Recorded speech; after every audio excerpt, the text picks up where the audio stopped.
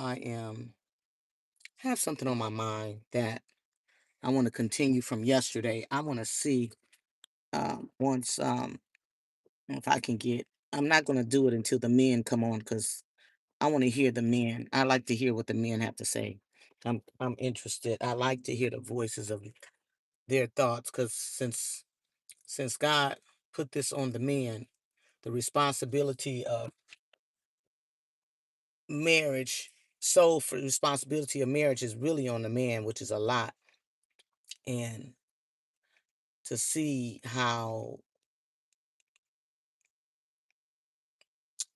I can get their feedback on their perspective of things, it helps me to write in the spirit more accurately because some of the stuff that I see is just it's just unbelievable.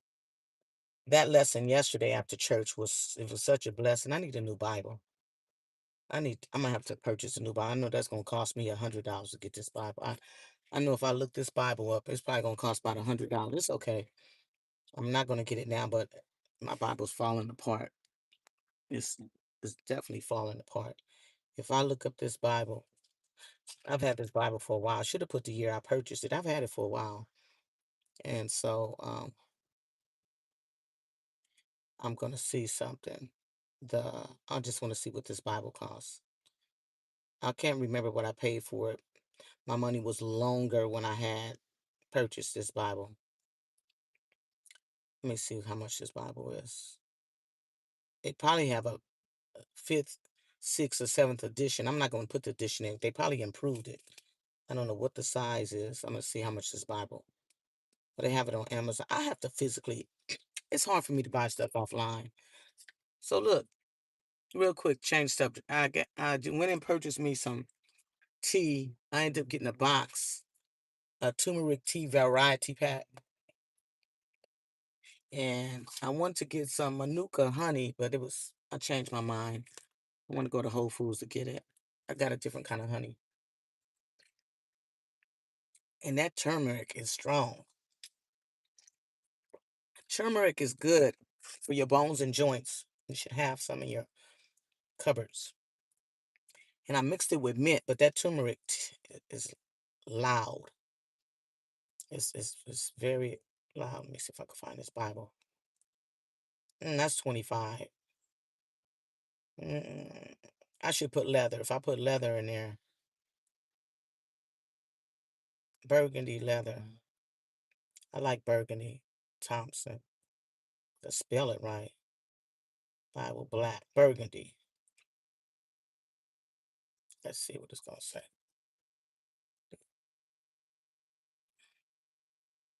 That's what I want to do. I want to drive one of them trucks. I want to drive one of them trucks. I'm gonna find out how to get to drive them trucks. I want to drive one of them trucks. I want to drive one of them trucks. I should catch him and see where he located. What's the name of that? He gone now. I want to drive one of them trucks. You know how much money they make? But anyway, let's see here. And change the subject. I'm always changing subjects. The Thompson train in Burgundy. Here it is. Let's see. Yep, 115. Well, that's not the one I want. 106. No, the King James version. Oh, let me put in King James version. Thompson chain. The Thompson chain reference Bible. King James version. Burgundy. How do you Thompson chain original and complete? Oh, how much is this Bible? It's $129. What's the difference in the one for 16, 36, and 100? Coming in different price. They don't. I'm gonna have to physically go into a store to find it because maybe it's this one. Let me look at it. Oh, somebody's selling one on eBay. I don't want nobody else's Bible. I don't want to purchase a used Bible. I don't want to purchase a used Bible. That don't sound right. I don't want no used Bible. I don't. I just feel weird touching. Not my Bible. That was eight. No, I don't. I want to. They doing King James, New King James. I don't want New King James. Mm,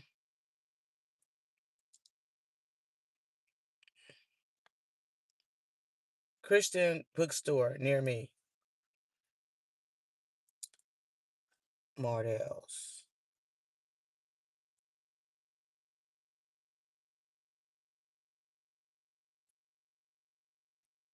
Bibles. 40% off best-selling Bibles. They telling us not to sell our books, but they sure be selling Bibles. They say, don't be selling your books. Why are you selling your books?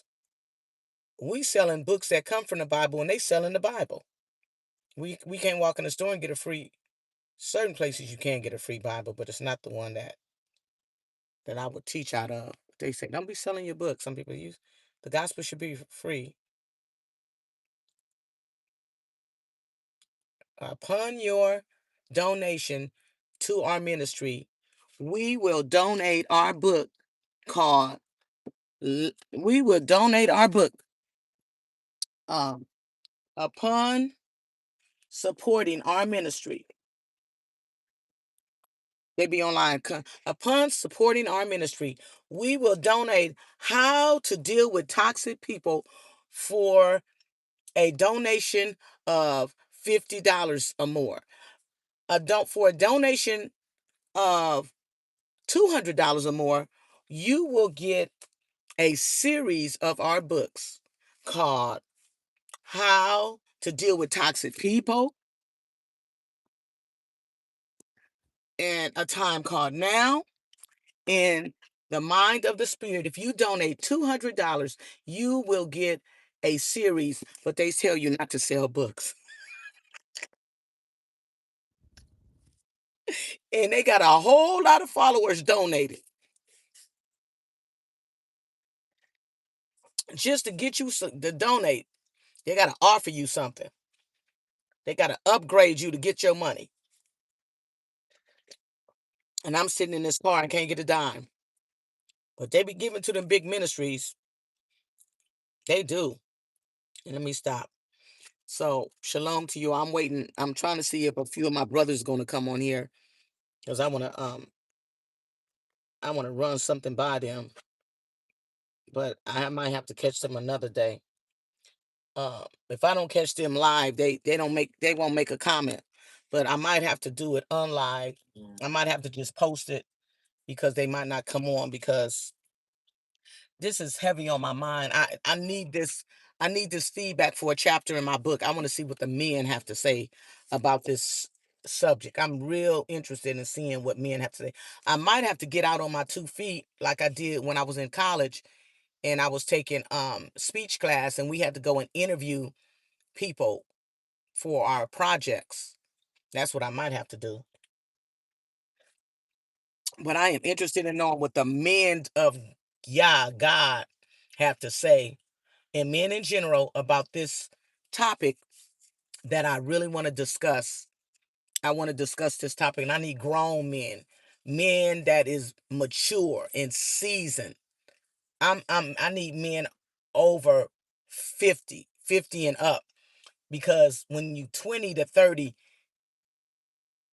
it's a limited amount of men that expect what I um am trying to see if most older men are like this.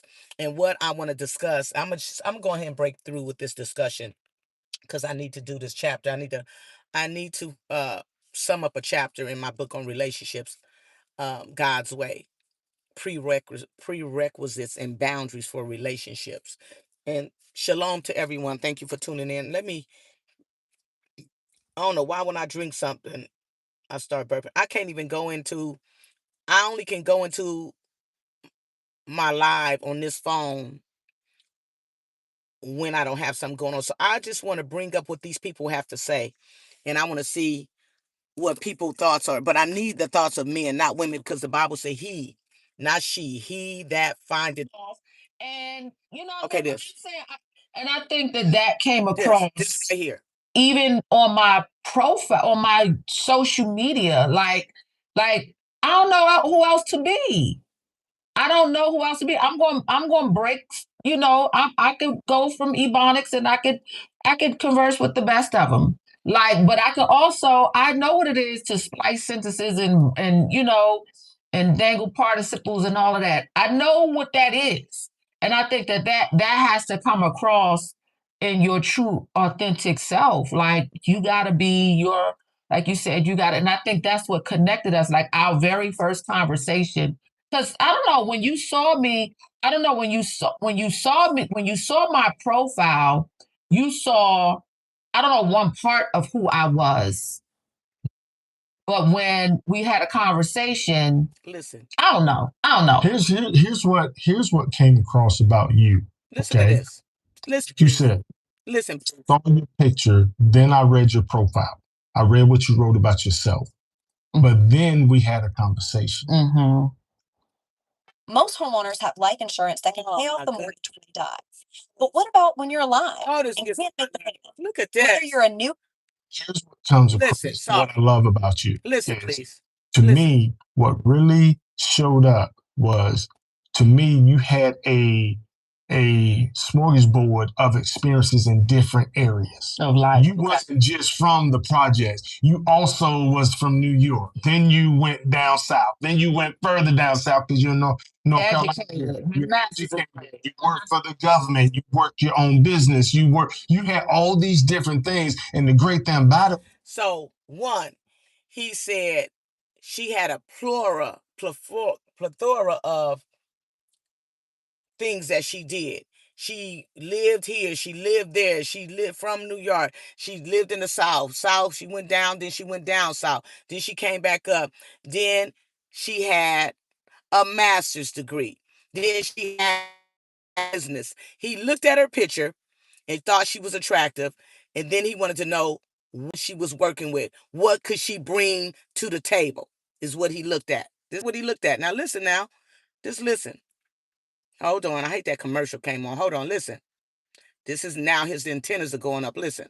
It didn't matter of what level conversation we was having. Right. It was a comfortable conversation. Right. You know what I mean? And not once did you sound like either you were talking down to me or you was over your head. You know what I mean? Right. It's like you was in comfortable waters no matter where the conversation went, no matter what the topic was, whether we talked about our siblings, or whether we talked about spades, whether we talked about church, whether we talked about driving back and forth from here up north, you was very comfortable with every conversation. Even as far as if we talked about going to museums or to different things, you was still comfortable. Yeah, you was still coming. And I was like, oh, she has a very diverse background, and that makes her all around. And it really showed in everything that we've done up till now. It's still showing. And that's how my girlfriends are. My girlfriends are the same way. They are just like you. They are, or just like me. They are very diverse in different areas. We come straight from PG County girls. Like, we've been on one side of PG County and the other side. Like, grew up inside the Beltway and also latter years outside the Beltway. So we know, and and I thank God for that type of diverse upbringing. Okay, so out of what I'm hearing from him is this. She had a plethora of diversity. She could basically talk to people from, let's just say, from the hood to the White House. However, she had a, diversity of skills. But if she would have been uneducated, I promise you, she would have been uneducated, didn't have a master's degree, didn't have her own business. If she took out, she didn't have a master's degree, she didn't have her own business, she didn't work for the government, he wouldn't even looked at her again. He wouldn't even looked at her again. I don't care how attractive he thought she was physically. I don't care how she was diverse in her conversation.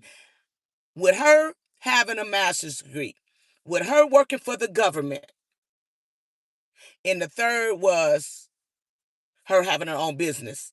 she sold herself to him. She was a good pick for his age. He looks to be in his late 60s. Men in their 50s or over, I would like to know.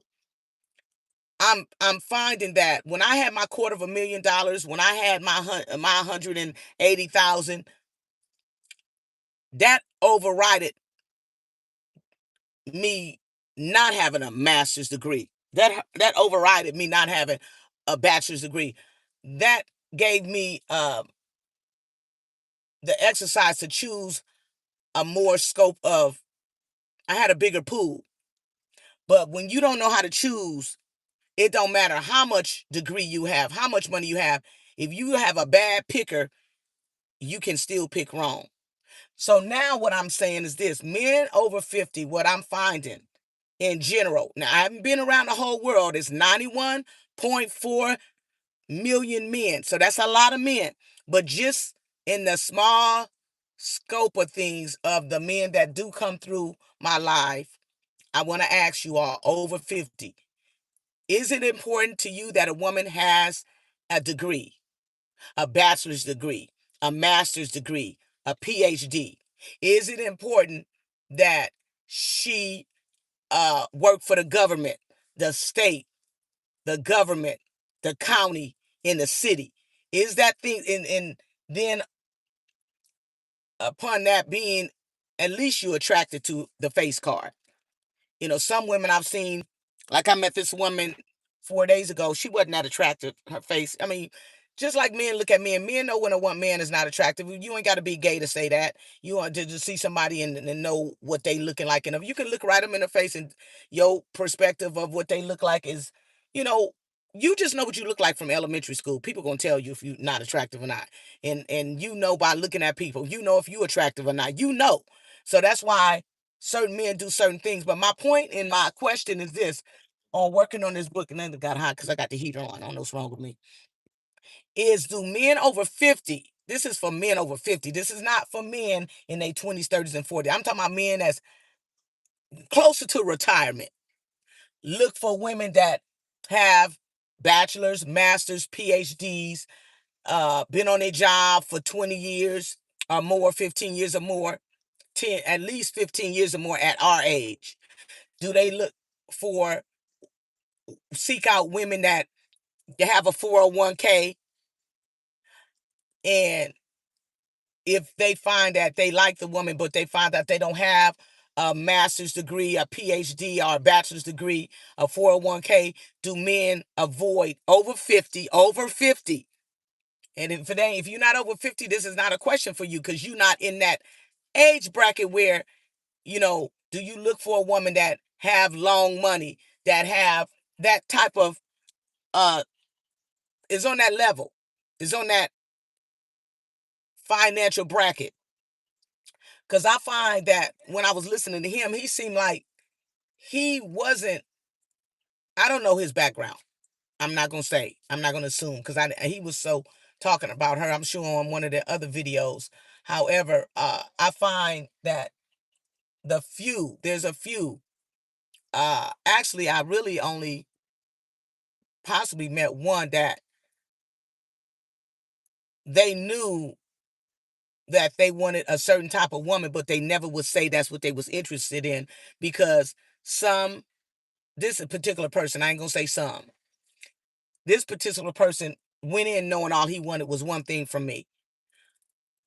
But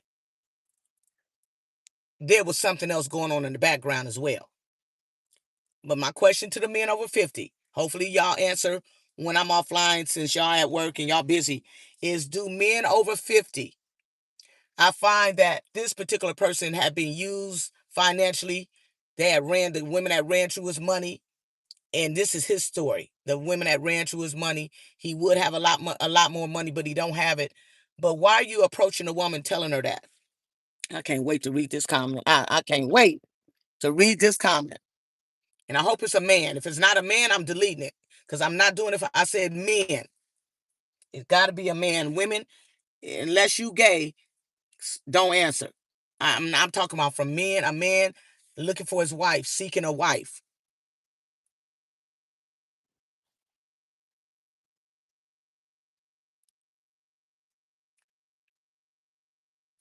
It's a woman. I appreciate that. I'm gonna let that go. I wish I could get some men though. I appreciate you answer. I'm gonna let it go. I'm gonna let it stay. But yeah, I appreciate you for saying that. But I really, really need to hear from the men. I appreciate what you're saying. I hear what you're saying. But yeah, this brother was like, when he found out, okay, yes, she write books. She got 4 or 5 books out. That's good. She's articulate.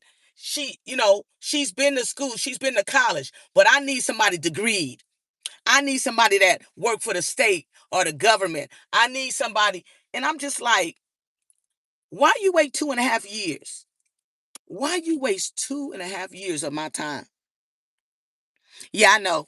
I understand. Yeah, I know, because I appreciate that. But yeah, I'm like, you knew obviously he had something going on in the background. That's just how simple it is. He had some, but I ain't never met nobody like that. I have never met a man like that. Cause I've always had money. 90, I would say 70 to 90% of the time I've had money. I've always had a government job. I've always had a state job. Things happen. Things have happened. But I appreciate you for that. I agree with that. And because I was looking, did you hear the video that I just had, or you came in on the end of me not showing the video? Did you see the video? Wildflower, I like your name. Did you see the video? Because that man, when he said that, it irritated me. I was like, oh, okay. If she didn't have a master's degree, own her own business, work for the government, even though he was talking about how her conversation was, she didn't look down on him, she didn't talk down on him.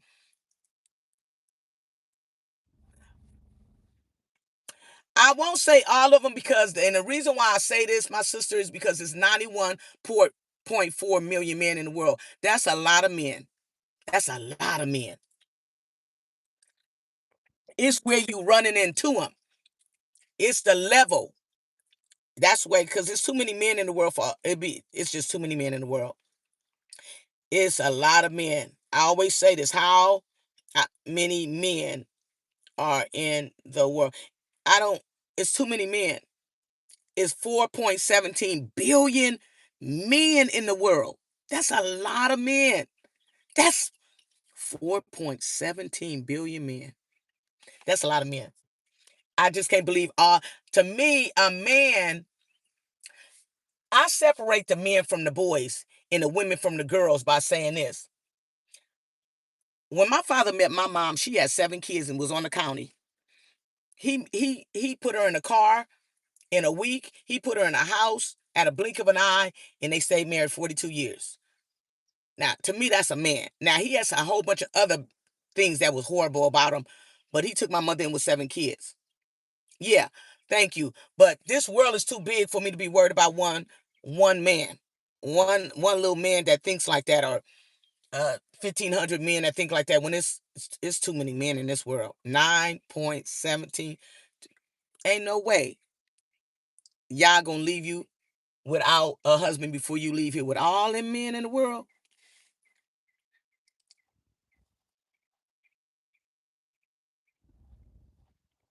I appreciate you for that, because he kept on.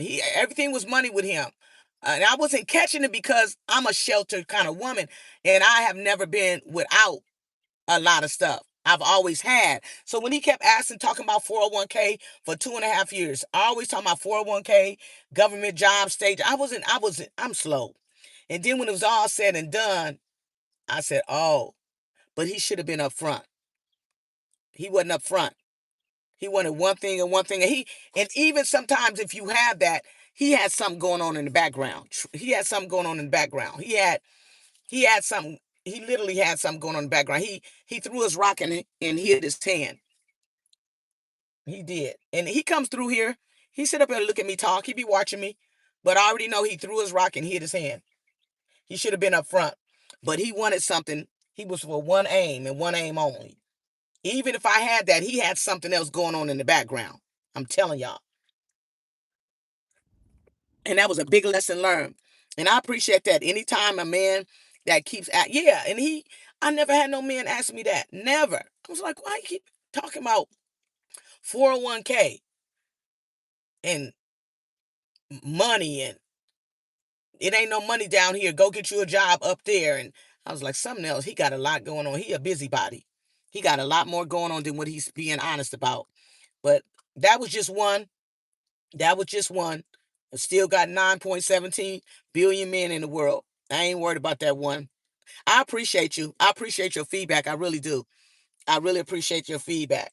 I'm gonna let that ride. I want to go and I'm just glad that I'm saved, filled with the Holy Spirit, and what the Lord has prepared for me and the husband that he will have for me one day, who knows when, it's gonna be in his time, and everything is in his time. I ain't worried. I'm not worried about that one person that was materialistic and looking for like you said, a come up. That sounds like a I say tell me why. You got discernment. Tell me why. You have discernment. Tell me why you said that. I would like to know. Because he did say, he said something during the 2.5 years that he said he was a womanizer. He he said he didn't say that, but he said that there was a time when he had a weakness for women. He still got the weakness for women. But tell me why you see a womanizer. What? Tell me why. I'd like to know. Your discernment is strong. Tell me why. I got to know this. I'm learning. You teaching me something. I got to hear this. Educate me, because I'm telling you, I'm in a shell when it comes to relationships. That's why I only vet. That's why I'm in the vetting and not a man taking me out and doing. Because I need to really read them, because I wasn't taught those things. My father was born in 1916. My mother was born in 1934. So a lot of stuff they didn't teach me. But why you say that sounds like a womanizer to you? I want to know why.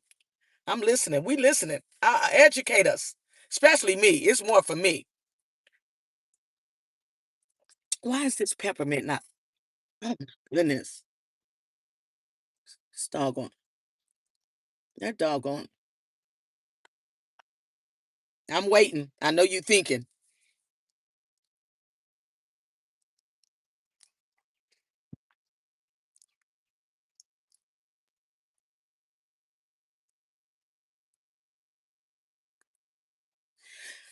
I appreciate you. Yeah, because and mind you, he was a police officer for 17 years when I met him. Now he's a deputy. I would never give nobody's identity away or where they live, but now he was a police officer for 17 years. Now he just became a deputy sheriff barely 2.5 months ago. You so you now I know your antenna. I know your antennas is really going up. Talk to me right there. Talk to me right there, my sister. Shalom to you. And I don't have any friends. And my name is Miss Twila. Let me go ahead and put these rules up here. Cause now let me put these rules up here. So he was a police officer. Shalom. And it's Miss Twila to you. My name I prefer to be addressed by is Miss Twila. Cause when you start coming on here with all these words, gorgeous and friend and stuff, that's now you being intrusive. We're gonna remove that and give you a chance to come back and speak to me in a respectful way. That's okay. I wish you could have heard the videos. You gotta go back up and read some of this. So yeah, he's a 17-year police officer. Now he's a deputy sheriff. And soon as the 2 years over, the situation, the encounter, it all came down to one thing he was looking for after 2.5 years. It's okay. I got a chapter out of it, a strong chapter, a strong one. I'm okay. I'm like a basketball. I don't know why this thing. Something on my mind that I won't just go off. To continue. I don't know why. That's why I won't. To be. Oh my goodness, everything going off. Hold on for a minute, y'all. Hold on. Give me a second. I apologize. Let me go back in here. Let me put up some rules. Let me put on some requirements to be on this page. And I don't know why my phone is acting like this. Hold on. I just wanted to do that video. Think about the movie It's a Thin Line Between Love and Hate. Martin was a womanizer. I can't remember that movie, but I'm gonna have to go back and look. I'm gonna go back and look at it just because I gotta look at it. I have to look at it. My memory, I don't even think I've seen that movie. I didn't see that movie. I'm gonna be honest with you. I didn't look at it. Certain movies I don't entertain because they, to me, they be. I'm just being honest. They be too. I don't know what word I want to use, but certain movies I don't look at. I didn't see it. I'm sorry, but I believe you. Oh, I believe you.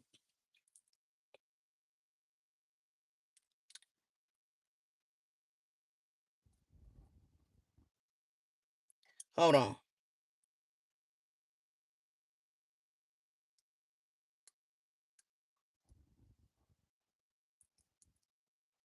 Hold on. Give me a minute. I'm putting up these rules.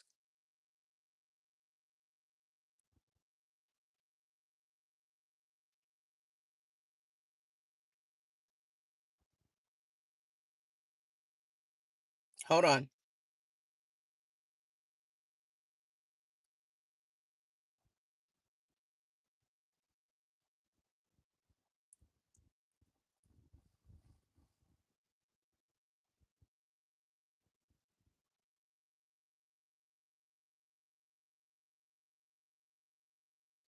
Hold on.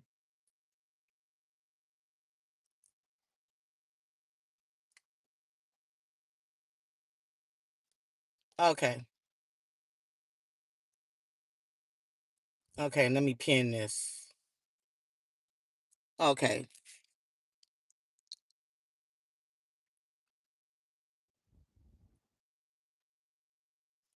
Yeah, I'm gonna have to go look at that movie. I guess I'm gonna have to go look at it because it should help me with my book. But yeah, I'm not that diverse in the world of being single. I'm gonna be honest with you. I'm not. I don't get out like that. I've never been the type that got out like that. I'm just a loner. I've been like this a long time. So a lot of stuff is new to me, especially coming to the South. This thing is different. But I had a colleague that told me the man that I was vetting for 2.5 years, she said he is not a good example of a Southern man. She said Southern men don't act like he acted. She said not the way he acted, and he did that the way he did. I was talking to her about him, and she was like, the stuff that you telling me, that is not Southern. That's not a Southern man mindset. And being that he was a police officer for 17 years, and now he's a deputy sheriff, you got to think about that. You have to really think about that. That's a different type of mindset altogether from just the men I'm trying to get information on, because that'll never happen again. You give me once, shame on you. You give me twice, shame on me. That was a lesson learned. But he be on my channel watching me, listening to me. For whatever reason, I don't understand if somebody decided after 2.5 years they didn't want to move forward in a relationship. Why are you on my channel? I don't get it. But that's some weird stuff, and that strange behavior is not comfortable. But it's another young lady. She said that's why I don't do my YouTube channel no more, because I know my ex is on my channel. Well, let him look. Let him learn. One day I'll come online and be married, and he can see that. He can sit up here and watch that too. How about that? Because I don't have time for people playing games with me. Now his son is getting in my face. But I really would like to know from men over 50. And I appreciate your feedback. You mature. I can accept your communication skills. I appreciate them, because some of these people come on here and they sound just as ghetto and ratchet. I don't want that level of lives. I don't want that on my live. That ghetto-ness. It'll irritate me, because that's not the way I dialect. But I know you're a mature woman, and I appreciate you. Okay, that's better for y'all. That sun was in my face. But yeah, it's a shame. And being saved, like, it was important. If to me, he wasn't really that much concerned about being saved. It was more about money. What's that word? It's impressing his family, having a woman to show off in his community, having a woman to show off. Look, mom, I got a woman. She got a master's degree. She got a good 401k. She been on her job for 15, 20, 25 years, having somebody on his shoulder that he could show off. More concerned about what people thought about him. Gonna turn around, like I said, and get somebody with a degree, but you're going to get some static. She going to play you. You're going to think that she for you, and then once she get married to you, she going to fix you. Watch. It's going to come back on. And I'm not wishing nothing bad on nobody. I'm not wishing anything bad on anybody. That's not what I'm trying to do. But I just, that was a very interesting experience and adventure that I went on for 2.5 years. And I'm glad that I was an author and a writer, because somebody else would have not been able to bounce back, because the stuff that I experienced was just unbelievable. And I'm fine now. I am fine now. At first, I didn't know what I was dealing with, and then I started studying his pattern of behavior. And I was like, oh, that's what this is. Oh, that's what this is. But like I told him when he ghosted me the second time, I'm not going to expose your name. I'm not going to expose what city you live in. I'm not going to expose what city you work in. I'm not going to expose, because you really did a lot. For 2.5 years, somebody can do a lot of damage in 2.5 years. A lot. A lot. So I'm a writer, and I want to help some of the women that are not familiar with this behavior. So the behavior is this. I want to share with you all, for you all that don't know about this behavior, because I was like, oh my goodness.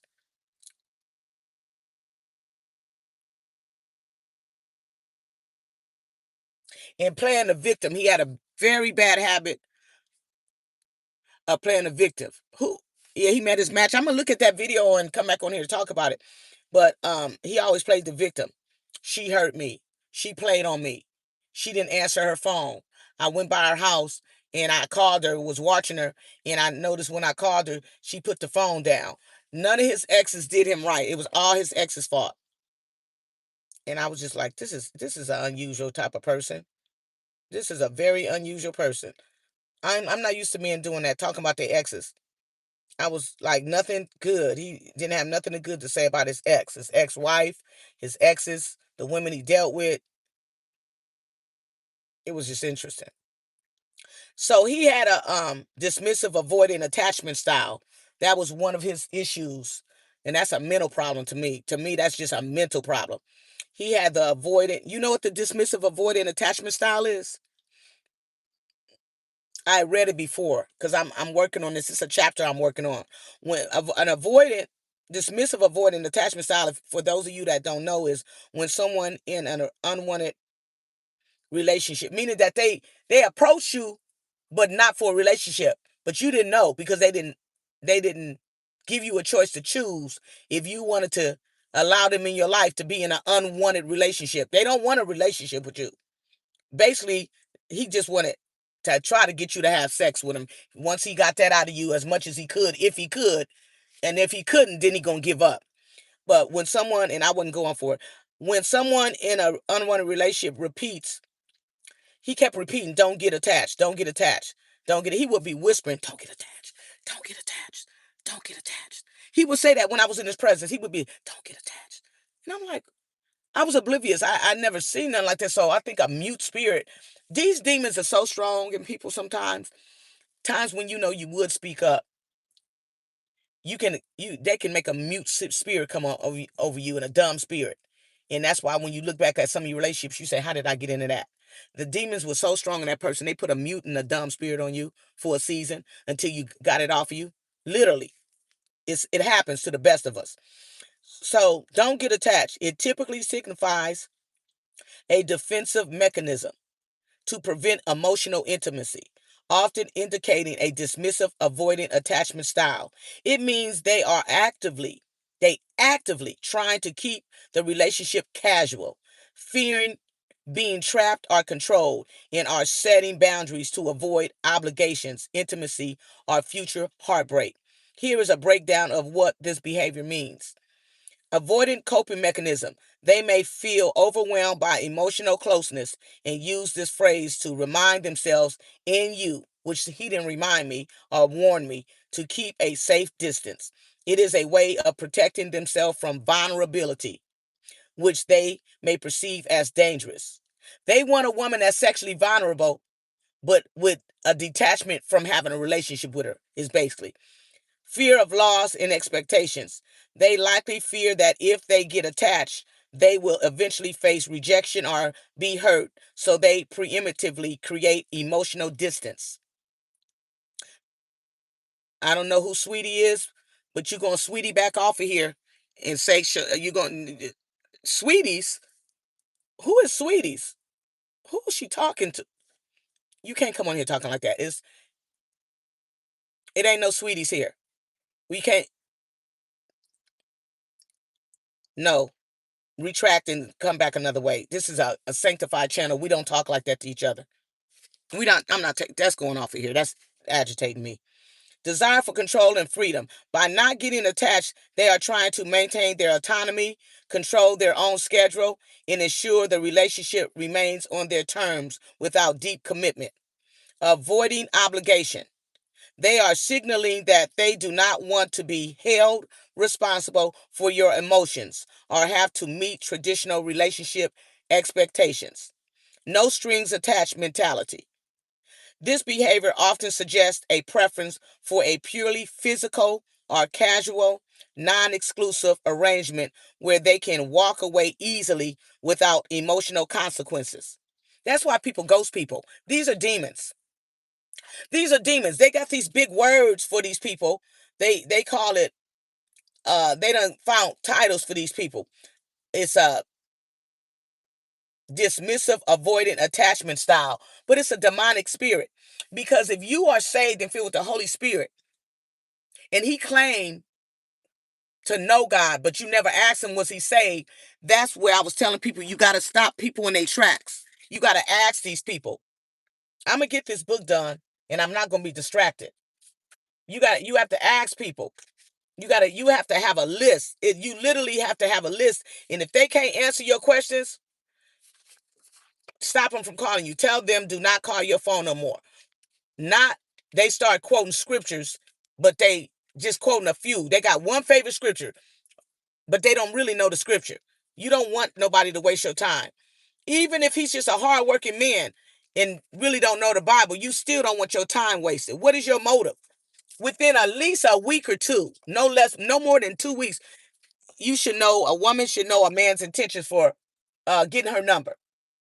But he did the elusive thing to me. He started talking about his dead daddy, his dead brother, his uncle that died and his wife did him bad. He started talking about his career and how he's getting ready to do a career change. He started talking about how he was interested in driving trucks and teaming. So he had me thinking wanted to team drive. It's a lot of money in team driving. So he didn't come directly that way. So that got me off guard. Now I know that they go that angle now. I didn't know nothing about this angle. I don't know nothing about people playing games. So you have to ask people, are you saved? Well, what does saved mean to you? What's your definition of being saved? Not do you believe in God? Anybody can say that, but what God do you believe in? I believe in Yah, Yeshua HaMashiach. Do you believe in the God of Genesis to Revelation? Are you saved? Are you filled with the Holy Spirit? How long have you been saved? Forget about your degrees. Forget about your career. Forget about you own a house. I need to know, do you have a prayer life? What's your relationship? Do you have anybody you give accountability to? If you eventually get in a relationship, do you have a pastor? Do you have uh your father's deceased? Your uncles are deceased. What man that is married, that has a good marriage with his wife, that you are connected to, that you can give accountability to for treating a woman right? You don't want a man that don't have no accountability. You got to be careful. Because what happens when y'all have maybe a misunderstanding? I don't believe in argument. I say a misunderstanding. Because you have a background, he has a background. He comes from a family, you come from a family. Then he had it once upon a time over 50. He should have some kids. You have some kids. Y'all raise y'all kids a different way from each other. Now y'all coming together to get acquainted and vet each other. What is your perspective on marriage? What are you looking for in a relationship? Are you looking for a relationship? That man, most men I found that looking for a wife, they come to the woman and say, look, I'm looking for a wife. I'm looking to settle down. I'm not here to play games with you. I want to get to know you. They don't beat and meander around the bush and start sending you dick pictures and telling you they want to suck on your breast. That's somebody that want to have sex. Instead of wasting your time, they They get to the point. Men, real gentlemen, get to the point. I saw you. I liked you. I was attracted to you. This is what I'm looking for. Well, if I tell you what I was really looking for, I wouldn't have been able to got it out of you, or you would have looked at me crazy. These people crazy. Don't ever soften yourself because someone is charming. Don't let yourself be weak because a man comes off charming. Men, don't get weak behind a woman because she looks beautiful. Find out what kind of heart they have. Men and women, I'm for both. Find out find out what kind of heart this one. I'm not going to just talk about the men treating women bad, but you got a bunch of women treating men bad as well. Don't ever soften yourself because someone is charming, someone is seductive, someone is sexy, and you thinking, oh, if I impress her with things, I can get her attention. No, she gonna break your bank account. Become grounded and have internal stability. You got to have internal stability. This is gonna be in my book. 3, stay consistent to remove a toxic person's ability to poke holes in your logic. Again, 3, stay consistent to remove a toxic person's ability to poke holes in your logic. 4, when you stay consistent, you remove their hope that you will eventually cave. When you stay consistent, you remove their hope that you will eventually cave. You staying consistent in your decisions is what breaks the cycle. 5, most people fail here because they feel guilty. They think boundaries make them rude. They worry about being misunderstood. Keep your morals, keep your values, keep your standards, and your boundaries intact. Keep your morals, values, standards, and boundaries intact. If you need some help setting them, go get a counselor. You can't afford over 50. And even some of you young people, you can't afford people to be wasting your time. I'm looking for a pen. Here's a pen. You can't afford people to be wasting your time. This is for people that are sincere. These are people that work hard. They trying to save their money. They either own a house, they may own an apartment. They may own a condo, sorry. You may live in an apartment, you may live in a condo, you may live in a house, you may live in a RV, you may live in a mobile home. Whatever you got is yours. And you working and minding your own business. You don't need time for people to come into your life playing these childish games with you, because grown people don't play childish games. Grown people don't throw their rock and hide their hand. Grown folks. They don't do that to people. You don't want nobody playing no games with you. You got to catch them and nip it in the bud and cut them off immediately. Don't feel guilty that you have morals and values. Morals, you need morals. You need values. You need standards. And you need boundaries. And you got to stick to them. You got to be solid. Because if they can shatter all of that, then they working their way into charming you and seducing you into something you never wanted to do again or never said you would do. Most of the time, if you've been abstinent 1, 2, 3, 4, 5, 7, 10 years, somewhere up in there, you don't want to go back to what you used to be. You don't want to do what you used to do. And if you're not careful, you meet the wrong devil and don't lay down your morals, values, standards, and boundaries, given the right time and the right place, you're going to end up doing something that you said you wouldn't do no more. Or you going to end up doing something worse than what you used to do when you was living in sin. Because they done pull down your boundary, they done pull down your wall, and now you done let them in. 6, boundaries are not about being liked. You don't set boundaries for people to like you. Boundaries are about being respected. You set boundaries so you can command your respect. 7, every time you allow someone or something they said or did to drain you, you teach people where your line of weaknesses is.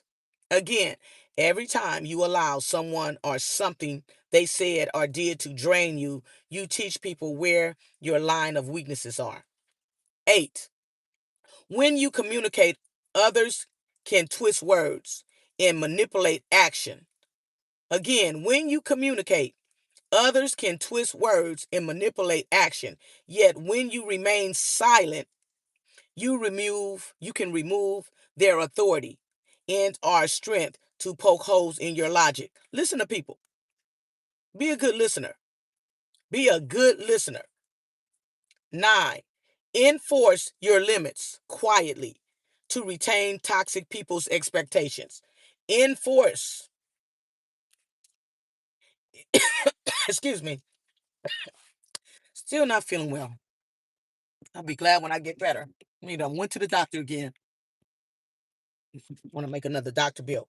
Enforce. It's important to enforce your limits quietly to retain toxic people's expectation. 10. No drama, no threats, just calm follow through. 11. Never announce that you are done being disrespected. You simply stop participating.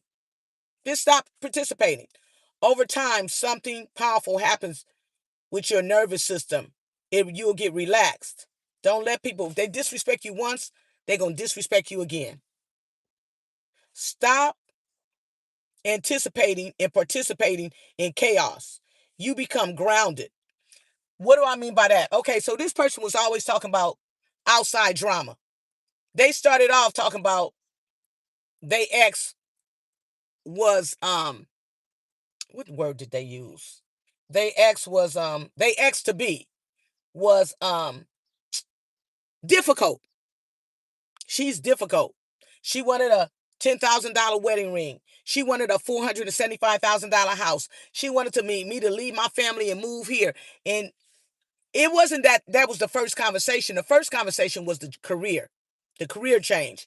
They never came directly like, I'm interested in you. I'm interested in being with you. I'm interested in a relationship with you. They came talking about drama on their job, trauma on their job, chaos on their job, havoc on their job, havoc with their boss, havoc with their supervisor, confusion with their colleagues. That's the way they came on the first conversation. And it went on from there to my uncle just died and his wife did him bad. And he was married to his wife for 25 years. And his wife didn't come to the hospital for the time he was in the hospital. And if his wife died, I could care less. They didn't come directly. So this was new to me. I'm sitting up here like, it sounded like a movie. I was sitting up there like, this is interesting. Oh, wow. Is that what happened? Oh, that's a shame. Oh, really? She did what? What would you do? Then asking me questions. What would you do? What do you think about that? Oh, now she want a cow. Now she trying to get one of the horses from the family. Now she want part of our land. And I'm just sitting here like, it's interesting. So somebody that come that way, cut them off. I would never let nobody come at me like that no more. I ain't never even had nobody do that to me. I was just like, dang, this is an interesting person. And I'm new. It's like me moving to New Zealand from Maryland. I don't know how these people communicate. So I'm listening. I'm like, oh, wow. Is that what happened for real? Oh, that's a shame. And what did she do? Yeah, she just called my sister up talking about she getting ready to get a lawyer because she want my uncle's horse. She was separated from my uncle for a year before he even died. They just didn't get a divorce. And I don't know, and I'm just sitting up there like, don't let nobody draw you in on chaos. Again, stop them. Stop them. Say, wait a minute. You got my number. I was minding my own business. I was working 80 hours, 70 hours, 75 hours, enjoying my life, going out to eat, praying, read my Bible. I was not saying I was surface saved, but I was working a lot of hours. So I wasn't thinking about no man. I'm just minding my own business. You done came into my life, got my number, calling me on the phone to tell me what? I don't want to know about your uncle. I don't want to know about your uncle's dog, your uncle's horse. Why are you on the phone with me? What is your intention? You're not going to waste my time every day talking about your job, talking about this and that. We're going to stop this right here now. You got to stop people there run a game around. And you won't even know you're getting ready to get game because it's a new type of intrusion. That's a subtle intrusion. I'm gonna do a chapter called a subtle. This is deep, y'all. A subtle intrusion where somebody comes into your life in an intrusive way, but they get in a different way than what you're used to. Because they say, okay, this person's educated. They write books. They they teach. They minister. So I'm going to have to, in order to get them where I want to drop their guard, I'm going to have to play word games. A subtle intrusion is going to be a chapter in my book. It's going to be loaded. It's going to be loaded. I promise you. So it's important that with a woman, my mama just died. My mama died this time of year last year. And I miss my mom. I miss my mom so bad. My mom, she was my pillar. My mom was my best friend, I tell you. But to be honest, who really was my best friend was my grandmother. We was real, real close. And I don't want to hear about your dead mama. I don't want to hear about your dead grandma. Why are you on the line with me, sir? They're trying to find a soft spot. Grandma might have not been dead. Mama might not be dead, but you ain't gonna never meet the mama. You never meeting the grandma. You never meeting his sisters. You never meeting nobody. He gonna keep you away from his family. He gonna keep you away from everything. Gonna run a game. I'm telling you. Why are you telling me about people I ain't even met yet? What are we discussing? Why did you get my phone number? And so what are you calling for? You better cut them off. I promise you. Went through this already. I'm like, this is a new way to be intrusive. This is a new way to get somebody to let their guard down. You won't even know they getting ready. You don't know because they've been running game for 17 years, 15 years, 19 years. They've been single. You better watch people that's been single 15 plus years, 17 plus years, 20 plus years, 19 plus years, 25 plus years. And people can be dangerous. I ain't saying all of them are. But trust me, if they tell you they got a high sex drive, they've been poking it somewhere. If they tell you you ain't even met the requirements, as if I won't even move on in a relationship in the near future with you, but you telling me you got a high sex drive, you better block them and tell them don't call your phone no more. We have nothing in common. You coming out, why are you telling me your sexual desires and which, because you want something that I'm not giving? And they'll wait you out. They will wait you out a year, year and a half, 2 years to get you to fall. They will wait you out. I'm telling y'all, people see and feel a toxic personality. Let them talk long enough. You'll find out their intentions ain't about nothing. 12, they move on to easy targets. They will move on to easier targets when you say, look, I don't know. I understand. You don't even got to say you sorry your mama, grandmother died, because they might be lying. Say, I don't know what you're going through right now about your mom and your grandma, your dad, or your uncle, or your child that passed away. I hope that you get that settled. You might want to go get some counseling or something. But me and you on a different page. And I wish you well on your search. Whatever it is that he looking for, whatever it is that she looking for, wish them well on their search. Because they coming with drama and trauma. And they trying to give you a movie scene to get in your nervous system. They trying to make you let your guard down. And if you ain't never had this game played, you won't even know it. Important. Quiet boundaries teach you self-respect. In real time, it teaches you, quiet boundaries teach you that you don't need closure from people. You don't need closure from people who crossed you. If somebody crossed you, lied to you, deceived you, manipulated you in any kind of way, the closure is they deceived you. That's your closure. You woke up. They deceived you. They lied to you. They manipulated you. You woke up is your closure. Your closure is you woke up and and you realize they deceived you or would continue deceiving you if you didn't stop them. They lied to you or they're lying to you. They manipulated you, and they're going to keep manipulating you. You don't need closure. Stop wanting closure from ghosts. If you see a ghost, you ain't running to look for him. If you see a ghost, how many people going to run to the house looking for the ghost? You going to go hide. You going to get away from them. Nobody runs to a ghost. Why are you even playing on that? And these people are not ghosts. They demons. They got a demon in nature and a demon and a demonic intent to put the wool over your eyes.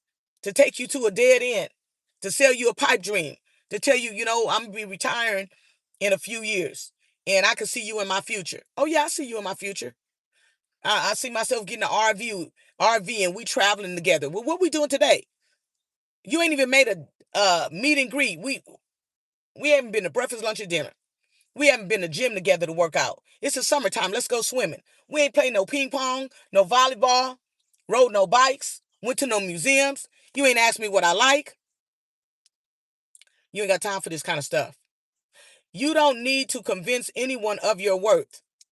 You don't need to convince anyone of your worth. When people ghost you, that's them trying to break you down. They're trying to break you down. They're trying to break your boundaries down. Don't let them do it. They have this person they call a dismissive, avoidant attachment style. They desire for control and freedom. By not getting attached, they are trying to maintain their autonomy. They're trying to maintain their boundaries that they never told you they had. They in their head, but they're not telling you. They're trying to control their own schedule and ensure the relationship remains on their terms without deep commitment. Avoiding obligation, they are signaling that they do not want to be. They're signaling they want you to read through the lines. You ain't got time to be reading through no lines over 50. Say what you mean and mean what you say. Why are you over 50 trying to make me read through the lines? Why are you trying to be so secretive and mysterious? When they seem too mysterious, the person ain't no. The Holy Spirit ain't that mysterious. God ain't that mysterious. Say what you mean and mean what you say. You don't want no mysterious minded person, no mysterious funny acting person, no secretive person. You don't want nobody that you ask them a question and they become elusive. They ignore you and don't answer the question. They ignore you. They change the subject. They say they got to get offline. Oh, I forgot my mother. I got to take her to the doctor. Oh, she just called me. Hold on, my mother online. Hold on, I'll be right back. Put you on hold for a while. Come back. Oh, that's my mother. She almost dressed, but I can talk to you for a few more minutes. Playing psychological games, playing mind control. If they're acting mysterious, secretive, elusive, ignoring answering any of your questions, tell them don't call your phone no more. You ain't got time to be being caught up with somebody that's being that sneaky. Because they getting ready to get trifling, low as they can go to get your attention, to get you to do what they trying to lure you into doing. And if you don't know no better, you can't do no better till you know better. You can't do no better till you know better. If you don't know that game, that part of the subtleties of the devil and his demons and his imps, hell has enlarged itself. Hell is coming for you. You abstinent, hell is trying to make you fall. You trying to live a chaste life, hell is coming for you. You trying to live a good life, a pure life, a life that please God, hell is coming for you. And it's coming with some game, some subtlety, some connivingness. You cannot negotiate absence. The way that you get rid of people is you make yourselves absent from the phone. You don't need to convince anyone of your worth. You just move differently, not loudly, not dramatically, but deeply and permanently when you become predictable in strength instead of predictable in weakness. Toxic people lose their leverage. Again, when you become predictable in strength instead of predictable in weakness, toxic people lose their leverage. When you become predictable in strength instead of predictable in weakness, a dismissive, avoidant attachment style is going to lose their leverage. Make them lose their leverage. But if you got to do all of that, cut them off. Because they can no longer catch you slipping emotionally. They want you to be emotional. They want to take you on an emotional roller coaster. That's why people ghost people. to make him emotional. Well, I know I didn't have no argument with him. We've been talking for 6 months, and we never had one argument. I've been talking to her for 8 months. Me and her never got into it about nothing. I did everything she said. I took her out to breakfast, lunch, dinner. I bought her things. I brought her roses. She wanted roses brought to her. She told me never to come to her without a gift, without something in my hand. Next thing I know, I done really start liking the girl. I done really start liking the young lady. I done really start liking the woman. And she done just disappeared. I done called her 4 or 5 times. I'm worried about where she's at. I'm worried about if she's safe. I'm worried about if she's dead or alive. And if you anything like somebody that asks a lot of questions like me, you gonna come back with, if you are not dead, if you not in the hospital with a tube down your throat, if you not in jail with criminal charges, and only can make that one phone call, then you see my phone number coming through. You said you was going to call me at a certain time. Don't call my phone no more. Don't call my phone no more. Shalom. They want to catch you emotionally slipping. The men towards the women and the women towards the man. This person want to catch you slipping emotion. So they abandon. They avoid you. They ignore you. They lock you in at 6 months, a year, year and a half, and then they make their rounds and they drop you. They call it ghosting. That's not what it is. It's a dismissive, avoidant attachment style. Forget about the word ghosting. It's called a dismissive, avoidant attachment style. They don't want a relationship with you. They either want money out of you or sex out of you or both out of you. The woman want money out of you, man, and she will have sex with you, but she don't want to have sex with you. But if you gotta have it, she'll give it to you to get the money she want out of you. The man, my sisters, he might just want sex out of you.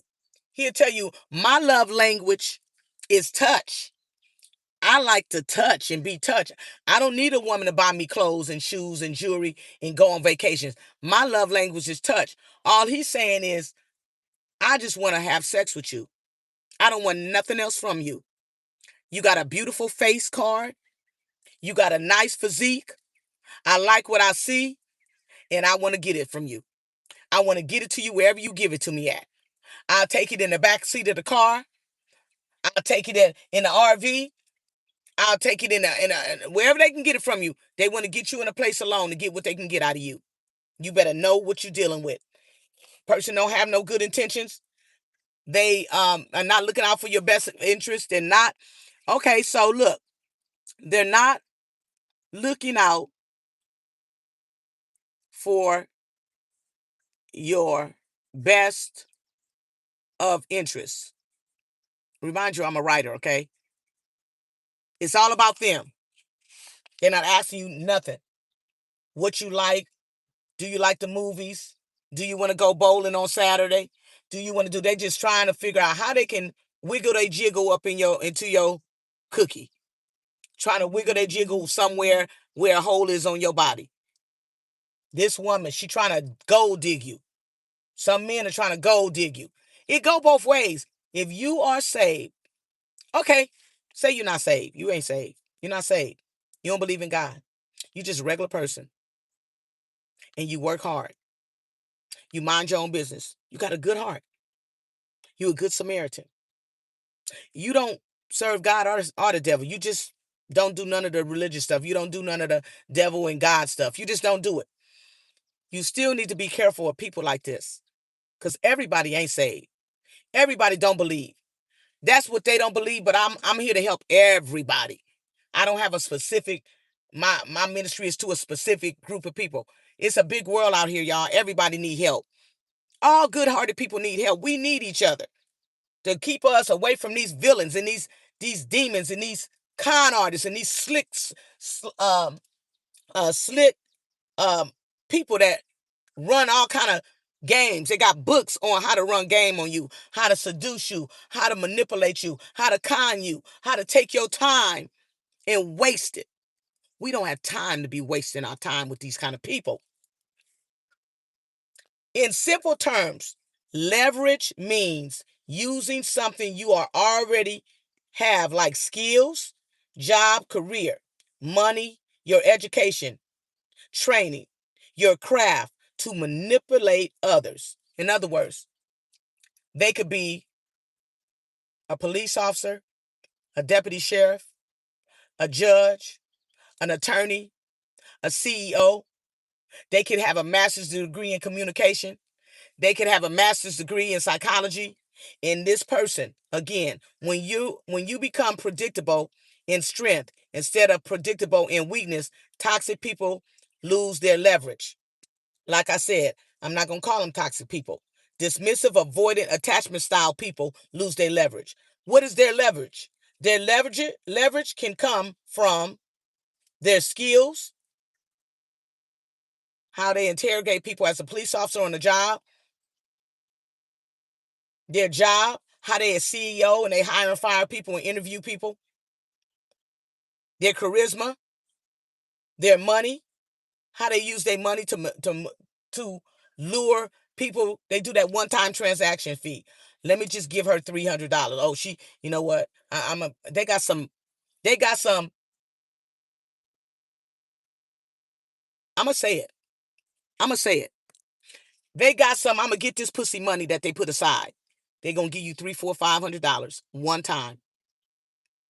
You thinking they're a nice person. They just trying to look out for you. Here, let me give you $300. Go buy yourself something nice.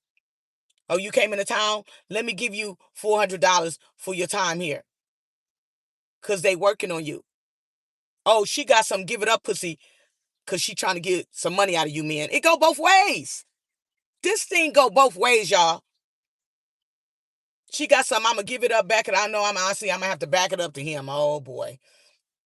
I'm going to have to put on my movie star face and fake the funk and act like he really wooing me. I got to get my sounds together. You thinking you got a good woman that really want to be with you. She been doing this. This is not their first merry-go-round. You are not their first rodeo. They've been single 5, 10, 15, 20 years. Don't let them be divorced. Don't let them never been married. Don't let them be divorced. They have been playing this game for a long time. You just getting ready to get introduced to their game because you ain't never been gamed. Not on this leverage. The leverage of using their education, their degrees, their skill. Those 2 books I was telling y'all about that people use. The 48 Laws of Power in that book about seductive. They will learn how to seduce you to get what they want out of you. In simple terms, leverage again means they're using their skills, their money, their education, their training, their craft to manipulate others. They are crafty and subtle like the devil. They are a liar, and they are because they serve the father of lies. Even if they don't believe, they are a liar and they serve the father of lies. They are not looking out for your best of interest, men. She is not looking out for your best. She know how to dress the part. She got them nice shoes and nice purses and nice clothes because she just got finished running through somebody's pocketbook, running through their wallet, running through their bank account. Now he ain't got no more money to give. She on to the next victim. He is getting ready to break up with her because he never broke up with her. This is just a story that he tells you. Me and her broke up because she wanted a $1 million house. She wanted a $15,000 ring. She wanted me to leave my daughters and my kids and my family and our home property behind. They've been using this story on some of the weakest people. You don't even have to be weak, and the next thing you know, you looking weak and acting slow and acting dumb because they done pulled you in on some skills and manipulation through continuous doing this to people, reading books to get over on people, to gain a bigger advantage or achieve a greater outcome, similar to how a lever multiplies force. In other words, 15. Acting emotional teaches toxic people your fears, your insecurities. Let somebody ghost you after a year and a half. Let somebody ghost you after 16 months. They're going to traumatize you. Is everything okay? Is everything all right? Nothing didn't happen to you today, right? You are safe. You texting, you waiting. You got the phone on high as you can get it. You got it on vibrate. I haven't heard from you. Now you can't take it no more. You call. Go right to voicemail. Now you panicking. Well, dang, I ain't never been to his house. He never invited me over. She never invited me over. They make it clear you better not come by my house. They use other past relationships to say, yeah, I knew that white woman was crazy when she came by my house. I knew that Puerto Rican woman was crazy. I remember I was seeing this woman. This is a man talking. He talking to you. Yeah, I remember it was a long time ago. I was in my 30s, and this white woman, she followed me home. Why are you talking to a white woman anyway? Oh, it ain't no big thing. It don't matter what color they are. I date them all. But she came by my house. She followed me home. Well, what'd you do? Did you date her after that? Yeah, I kept on dating her. But you let a black woman come by their house. They're going to get a restraining order and call you crazy. You let an indigenous woman come by their house. They're going to get a restraining order and call you crazy and build a case on you. But a white woman come by, it's a whole different story. I'm just saying.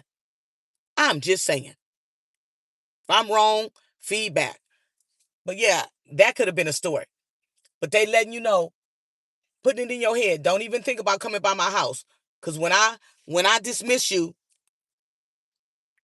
when I do that dismissive, avoiding attachment style on you, that's the first thing gonna come to your mind is, I haven't heard from him all day. I haven't heard from her all day. I haven't heard from her a second day. I haven't heard from him a second day. The man sitting up there, it's been 3 days, I ain't heard from her. Dang, it's been 4 days. I wonder if something happened to her. I wonder, maybe somebody died in his family. Maybe somebody died in her family. I wonder what happened. I wonder if they got some kind of government job where they arrest people, do whatever they do is dealing with criminals. Well, maybe they got into a fight or something, and maybe they on a heavy case. Maybe they on a detective case. Maybe they a detective and they just never told me. You would start playing games with your mind. I just thought about that song. Everybody plays a fool sometimes. I'm trying to keep you from playing the fool. And if you played the fool before, don't do it again. So then you be like, it's been 5 days, I ain't heard from this person. People call it ghosting. I call it dismissive, avoiding attachment style. You was trying to get too close, and they had to take some of their control back. They had to show you that they have boundaries. They got to show you that there's no obligation here. They giving you cues. They're giving you cues. They're not telling you nothing. They're giving you cues. They're trying to make you guess. Well, we ain't in no relationship. We ain't committed. But he did say he want a future with me. He did say that somewhere in the near future, when he retired, we're going to get on an RV together and travel the world. He did say this summer we're going to go on vacation. They selling you a pipe dream. She did say that she had a vacation coming up. Her sister was getting married, and she needed somebody to go out of town with her. Oh, so here it is. You ain't heard from him in 4 days. Y'all been talking for a year and a half. Talking. Y'all ain't committed yet because you're taking it slow. You ain't in no rush. He said he was still healing. Any of that. Leave that person alone. Leave him alone. You ain't got time for all that static, all that havoc, all that chaos, all that confusion, all that disrespect. They disrespecting you and you don't even realize you're being disrespected. So you wait. The weekend comes. You still ain't heard from them.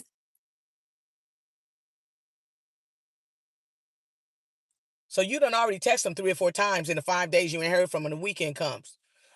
So then you get you now you getting weak. Can you please call me to let me know you okay? I'm concerned about you. They up here like, oh, I got him now. Look at this fool. Look at this fool. They done text me 6 times. They done called me twice. Now they done dismantled you. You can't call them no more. And you can't text them no more. Because now you looking stupid, slow, dumb, and like you desperate and lonely. When you know you're not stupid, dumb, slow, desperate, and lonely. But now they got the upper hand on you because you don't know that this person has a behavior of dismissive, avoidant attachment style. You don't have no idea this person is like this. Acting emotional teaches toxic people your fears, your insecurities. You ain't even insecure, and they got you acting like you insecure. You literally are not. You just like never dealt with this perspective of meeting somebody and trying to get to know somebody, and they done locked you in at a year and a half, 16 months now. Y'all ain't in no relationship. Y'all ain't committed. Man, woman, leave that person alone. You don't need no closure. Absolutely no closure. The closure is this.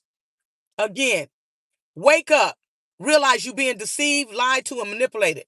It was a subtle intrusion. Leave that person alone. You don't need no closure. Oh, but I like them. I have strong feelings for them. No, you don't. Because the person they showing you is not the person they are. The person that they showed you for 16 months is not the person that they are. They got a whole different world going on behind the scenes. You ain't met their mama, their daddy, their sister, their brother, their uncle, their daughters, their brothers. You ain't met their sons, anybody they love, their colleagues, but you all locked in. No. No. That's a no. Words, actions, and other people's toxic behavior carries something inside of your nervous system. Again, words, actions, non-actions, and other people's toxic behaviors carry something inside of your nervous system. Get them out your nervous system. They all up in your nervous system. All up in it. Inside of don't let them in. Shalom to whoever is here, and thank you. Get them out your nervous system. Silence, calm, and neutral responses. Do the opposite. They create psychological friction. Okay, so instead of letting them get in your nervous system, do the opposite. Give them silence. Be calm and neutral with your responses whenever they finally respond. Do the opposite. They create psychological friction. You ain't got time for that bullshit neither. You ain't got time for that neither. You waiting. You might be waiting a week, 2 weeks, 3 weeks, a month, 2 months, 3 months, 4 months. They really dismissed you. So now you're trying to be silent and calm. Is everything okay? I've been worried about you. You've been on my mind. You have no idea what's going on behind the scene because they won't let you behind the scene. They won't let you to their house. They won't take you out. They don't see you in public. Only time you meet them is somewhere where it's you and them alone. Leave them alone. Leave them alone. Please. For your sake of your sanity. They laughing at you. Oh, this is a fool here. You ain't never been called a fool. You know you ain't no fool. You know you not dumb. You know you not stupid. You know you not slow. But this here is unusual. This is a different kind of cue. This is a different kind of situation. This is a different kind of case. This is somebody that done made you forget about all your morals, all your values, all your standards, and all your boundaries. Now you looking stupid, slow, dumb, and crazy over somebody that's running some game on you. And trust me, if they've been talking to you for 16 months and they stop talking to you for 4 months, they talking to somebody else. They are talking to somebody else. So leave that person alone. They're too mysterious. They are too secretive. They're too elusive, and they're ignoring you. And that all equals disrespect. You are too beautiful of a person, too nice of a person, too loving of a person, too kind of a person, too giving of a person to allow this bullshit. Because that's what you're getting. Don't you smell it? You can't smell it. You better get that little thing I told you to get when you hit that button that says, that was easy. and go on with your life and forget you ever met them and tell them to lose your number real quick. Make them lose your number. Attachment points. Become unpredictable. Starve anyone who survives off of pushing buttons. Again, attachment points. Become unpredictable. Starve anyone who survives off of pushing buttons.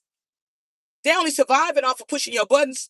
They only surviving off of your nervous system. They only surviving off of your emotions.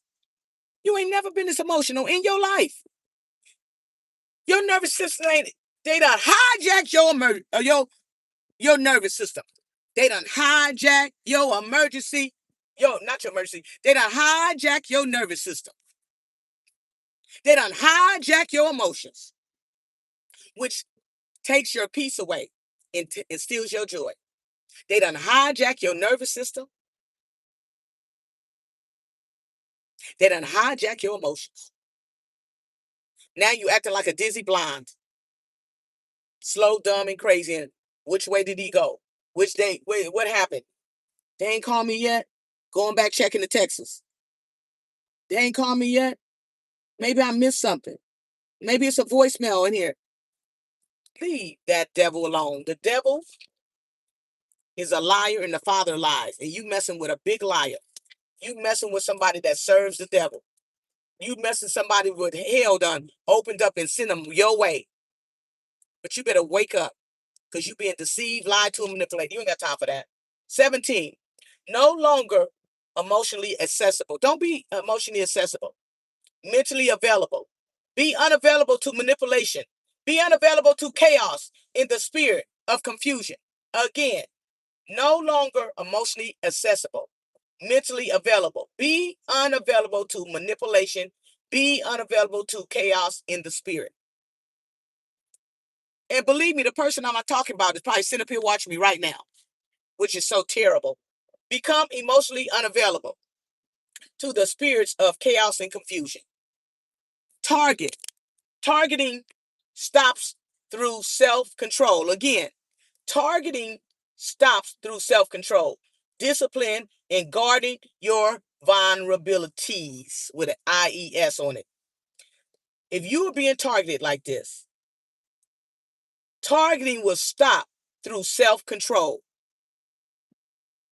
Discipline in guarding your vulnerabilities like charmers and seductive spirits and lustful spirits can be avoided by not giving them access. 18, enforce quiet, consistent boundaries. 19, stop your ego from reacting. And this is the most important one right here. I'm doing a chapter on this. I'm doing it for men towards women, men that do women wrong like this, and women that do men wrong like this. He knew what he was intending to do with you. Ladies, he knew what he was intending to do with you. Gentlemen, she knew what she was intending to do with you. They got these little puppets in their house. You know how you go to a show, like when you was in school, your kid was in school, maybe you forgot because it's been a long time you've been in school, and the kid said, mommy, we having a puppet show today. Mommy, get your tickets to the puppet show, like at a circus. You work at a circus and don't even know that you are part of the circus. They done made a fool out of you. You working at a circus and don't even know. And you are one of their puppets. So get you a puppet. They got about 4 puppets. And they be playing with them. And that's what they doing to you. They're just puppeting you around. Look at her. She got that face card. If I got serious with her, she wouldn't like me anyway. I'ma just dog her. Look at her. She got morals, values, and standards about she don't think, I watch me make her fall. Oh, look at him. Oh, he think he all this and all that. Oh, I'm gonna make him fall. Let me go to let me go to my 600 page book. Let me go to my book. 48 laws of power. Let me go get this. Oh no, I need to get another book for this. Oh, this one right here. They think they smart.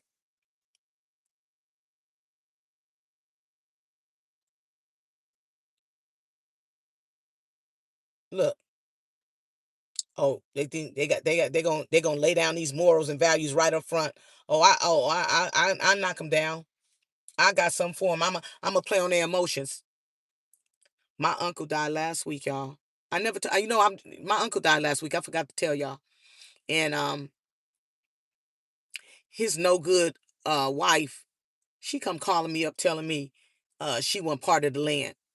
She had the nerves to call me up and tell me that we need to sell half of the land. See, I already got you interested. I ain't even got no dead uncle with no ex-wife or no wife. That's how they get you. Be sitting up there, dang, my mother's sister just died. It was her twin sister, and we planning the wedding this weekend. I mean the funeral this weekend, and you just sit up there listening. You just sit up there on the phone listening. Don't believe them stories. Don't believe them people. They putting you in a circus. They getting ready to make you out of a puppet. You strong. You got a good heart. You have good intentions. You will settle down. But they never plan to settle down. They don't give a damn about your good intentions. They don't give a damn that you kind. They don't give a damn that you a good heart. Because they like running game. They love running game. Dark side. Here you go. This is what you need to get. This is what y'all need to get. I'm serious. This is for good people. Why is this doing this? I'm not signing in. I don't want to sign in. Oh my goodness. It wants me to sign in, y'all. Okay, let me go back. Let me see if I can open it up. You need to get this book, Dark Psychology and Manipulation. Trust me, they probably got this already in a library of books. Dark Psychology and Manipulation. Discover how to analyze people and master human behavior using emotional influence, techniques, body language, secrets, covert NLP, speed reading, and hypnosis. Sounds like something from hell to me. Get the book. The Art of Seduction. Get the book. You better get these books. I'll be sitting up there listening to these people crying about these people that have avoided dismissive behaviors. The Art of Seduction. Get the book. The same one that wrote the 48 Laws of Power. Start reading this stuff. I hate that you got to waste your time doing this, but it's just good. So maybe if you want to help somebody else, because you ain't going for none of it.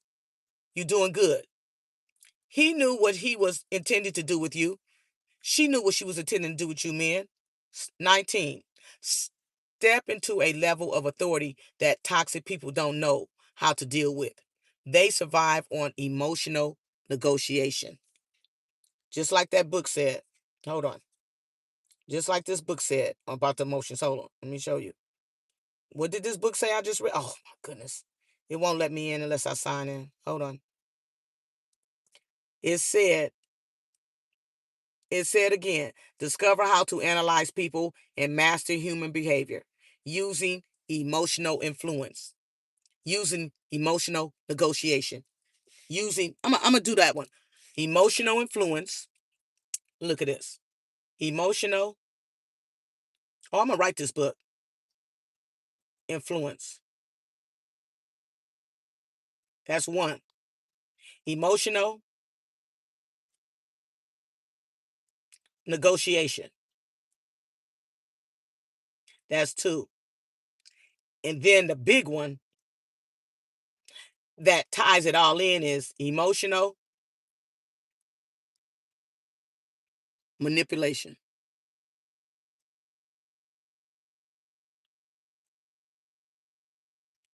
You better watch them.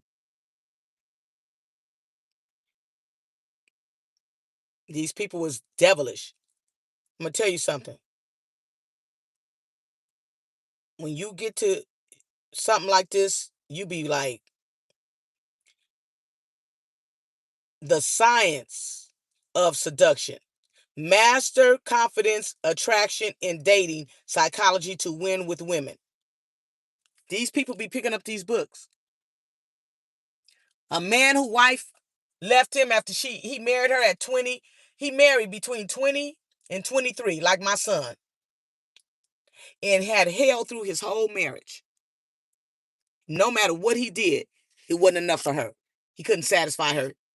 No matter what she did, he couldn't satisfy her. He didn't make enough money. He wasn't tall enough. His dick wasn't long enough. He didn't have enough girth. He wasn't light enough. He wasn't attractive enough. No matter what he did to his young wife, no matter how good he was in bed, no matter, they was making babies though. She laid down with him. One baby came. Two baby came. Three babies came. Before you knew it, his first love, because he married her. It was his first love. 10, 15 years go by. The kids are still small. I want a divorce. You want to, huh? I married you till death do us part. I'm in it to the end. You don't make enough money to afford me. You don't make enough money to afford me. You're not good enough for me. You're not attractive to me anymore. You never really turned me on. I just was young and dumb and just married you because it was something to do. I really never loved you. Now that I'm older, I'm in my 30s, I don't even think I want a black man no more. I'm 30 years old. While I still have my youth and my good looks, and you know, I've been on my job since I was 18, and I'm 30 now. So I can get any man I want. I don't need you. I don't want to be with you no more. I want a divorce. And he's sitting up there crushed. She just hitting him, blowing punches at him. Bam, bam. I don't love you no more. Bam. I never was sexually attracted to you. Bam. You never was tall enough. Bam. You never satisfied me in the bedroom because it wasn't never big enough. It wasn't wide enough. It wasn't enough girth. You never was hard enough. I don't like you. You got problems. I really don't like your family.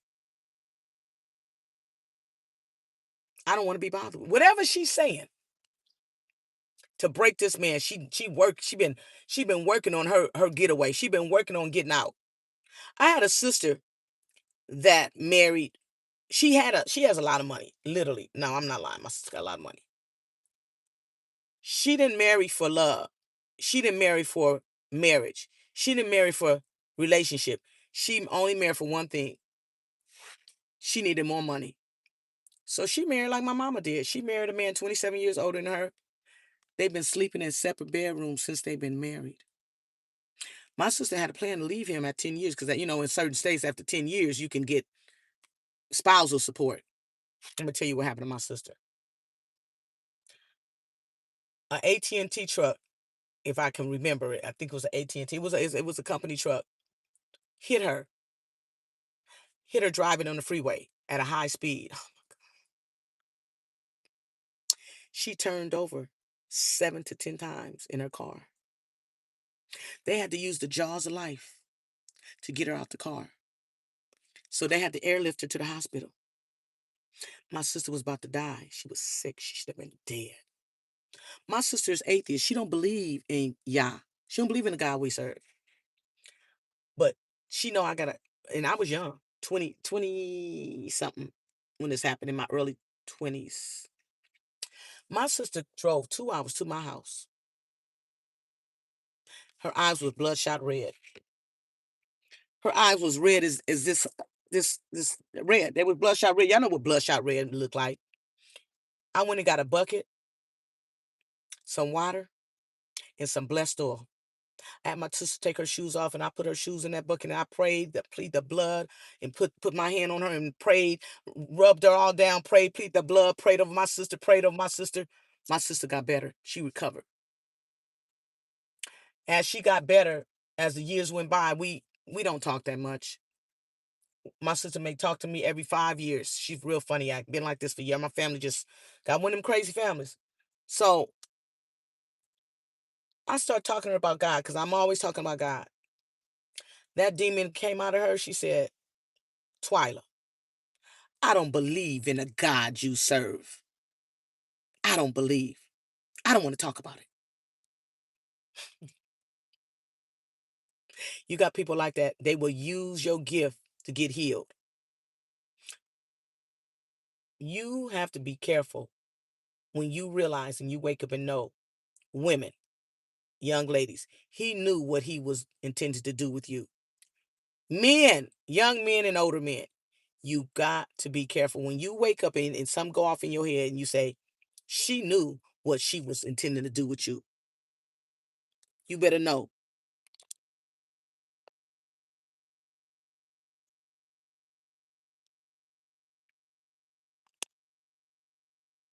That mean whatever it was, it made her flee and then remove themselves from you. Well, we came from an abusive family, so my sister feel like if God existed, why did he let all of us get abused? Why does God let children get molested and raped? Why did God allow slavery? She think that's the way she think. I can tell you exactly what it is. I can't speak for nobody else that's atheist. They would have to tell me, but I know personally I lived in the house with her. Running from my dad, hiding around the corner, my mother not leaving my father for being abusive. So I know that's what it was with her. Yeah, we were raised in the same house. It was a mess. It was a mess. Got to get the book. You get this book, you will hear the story. It's right in here. A Time Called Now, second edition. So anyway, when you wake up, my sisters and brothers, when you wake up and realize that is your closure on a narcissist, your closure on a dismissive, avoidant individual. You got the narcissist, you got the dismissive, avoidant attachment style. You have what they call a ghost, but I just dare to differ with the ghost. The ghost to me is a dismissive, avoidant attachment style person. You got to look that word up. When you wake up to realizing you've been bamboozled, I'm going to do a chapter on that. You've been bamboozled. Bamboozled. There we go. You've been hoodwinked and deceived. When you wake up to realizing you have been bamboozled, hoodwinked, deceived, lied to, and manipulated, and you realize this after they done ghosted you, what they call it ghosting, but you have to match this person up that they call a ghost or a ghoster with the dismissive, avoidant attachment style. Look it up. You got to keep that in mind. That's all that is. A double-minded man is unstable in all his ways. They can keep a job 17 to 20 to 25 years. They can pay off a car. They can pay off a house. They can till the land. They can feed their cows. They can feed their horses. They can go see their mama every day. They can go take their sisters somewhere. They can go visit their family, and they functional. They functioning within the family. They functioning in their career. But when it comes to a relationship, they have a dismissive, avoidant attachment style. They have anxiety. They don't trust you or nobody else. They run game. They're mysterious. They're secretive. They're elusive. They ignore you when you ask questions. I almost said something. I almost backslid right there. I almost backslid with some words. I had to catch my words. I'm on live. To hell with that. That's what I'll say. They're not looking for no investment in you. They're not looking to get attached to you.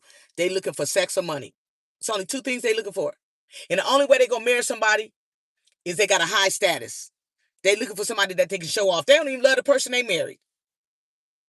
It's just a notch under their belt that they met a woman or a woman met a man that upgraded them. They want status. They want you to have a good career, a good over 50. This is over 50 now, y'all. Not 20 to 40. I'm talking about 50. People almost at an age where they preparing for it. And when you hit 50, you think about retirement. You're like, dang, if I could retire, I would. But since I still got to work another 20 years or whatever, unless they've been on their job for a long time, If you wasn't, you can't help it if you didn't come from a family that had jobs like these people carrying. My father owned an Exxon service station for 40 years. My parents were self-employed. They didn't teach me about 401 and being on your job a long time because my father, he had his own business. I've had several businesses. I have a business now, but I got to get things together. It's a transition. So people that are looking for high quality, financially stable people, it might be because also when they was in their 20s, they took a fall financially when they got divorced. The wife took them to the bank. The husband took them to the bank. They started dating. Still didn't know what they was doing. A new woman took them to the bank. They got a baby by. Or they took a woman in that it wasn't a baby, and the baby's father was dead, died, got killed. And so this woman's pregnant, and they took her in. They think, oh, she pregnant, she needy, she ain't going nowhere. If I take care of her baby, she'll love me. The woman is hot in the cock, and she could care less that you took her and made her your woman because she pregnant. She could care less. You better find out if she hot in the cock. That's what you better find out as a man, because she'll take your money and use you till you get tired of being used. Did she let you be the daddy? She let you be the stepfather? Oh yeah, you could be stepdaddy. Let's make her think it's your baby. But you better be smart enough not to put your name on that birth certificate. $15. 15. The Holy Spirit had me drop it down to 15. My book's worth 30, and he said drop it down to 15. Just drop it down. Just put it at 15. It's $15. You better know. The manipulation has nowhere to land. Okay, let me start over from here.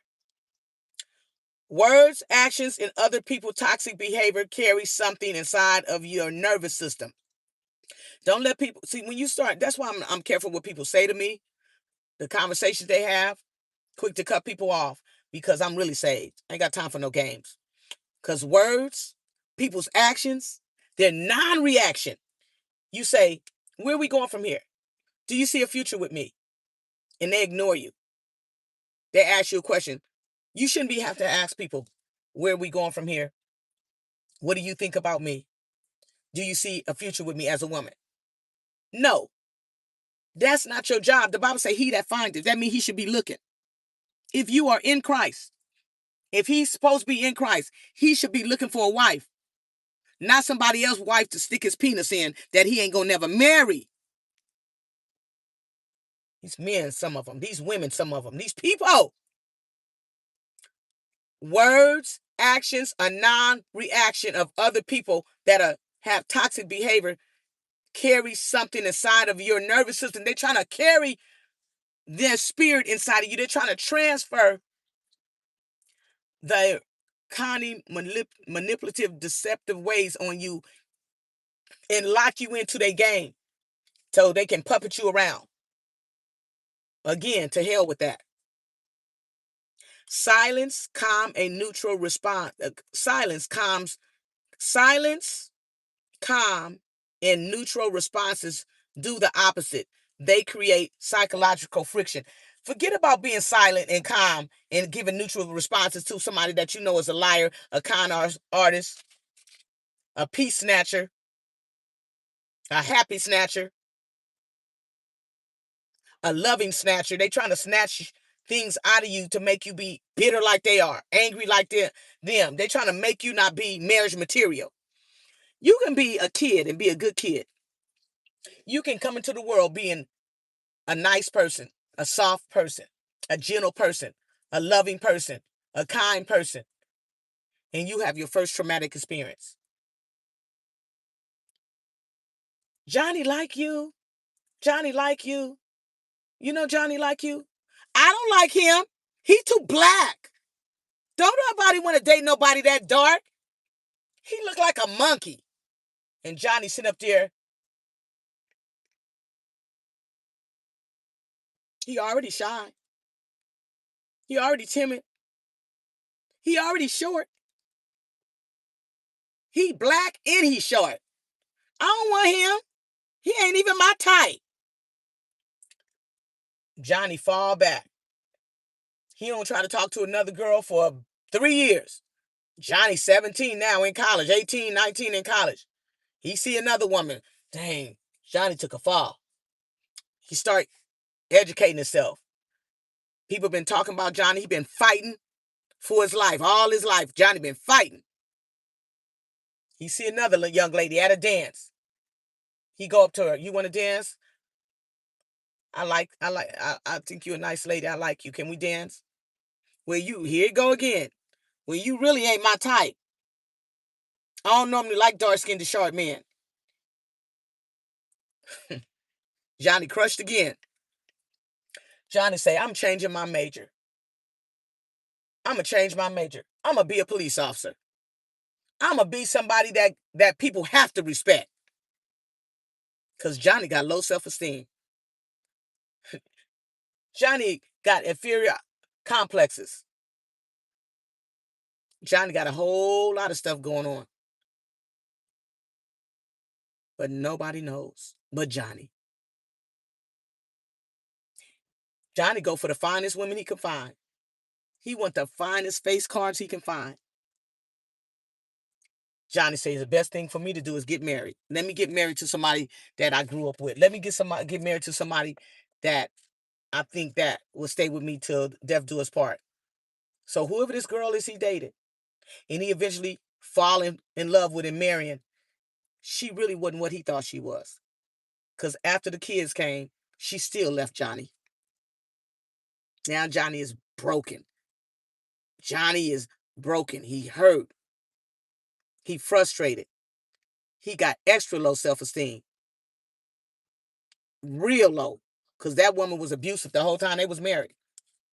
Not only did she leave Johnny, she left Johnny and went and married a white man.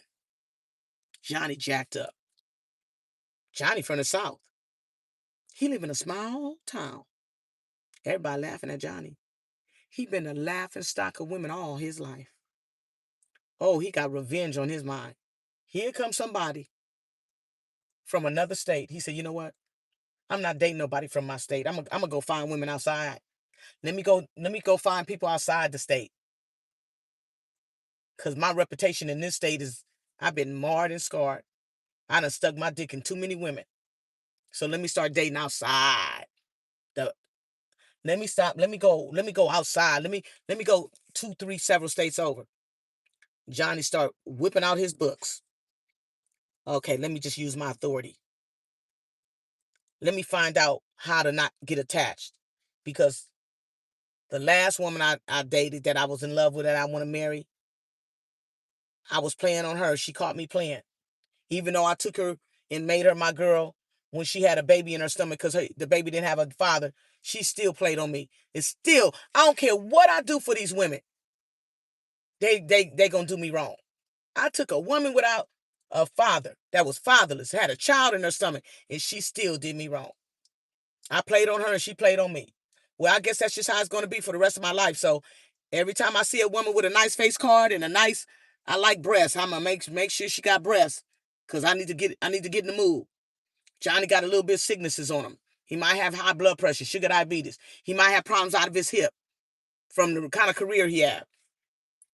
Johnny go lying and start lying even the more. The more he stays single, the longer he's a divorcee, the worse Johnny get. The more demons jump on him. Johnny's a womanizer now. Because he always liked beautiful women. It ran in his bloodline. You better watch them Johnnies. You better watch them Johnnies. You better watch them Johnnies. They will mess all over you. They will dog drag you. They will spit on you. They will take you down a dead end road. They'll sell you a pipe dream. They're very mysterious. They're very secretive. They're very elusive. They will ignore you. They are now operating in this demonic word that psychologists call it dismissive avoidant attachment style. Let's talk about Sandy. Sandy was timid and shy.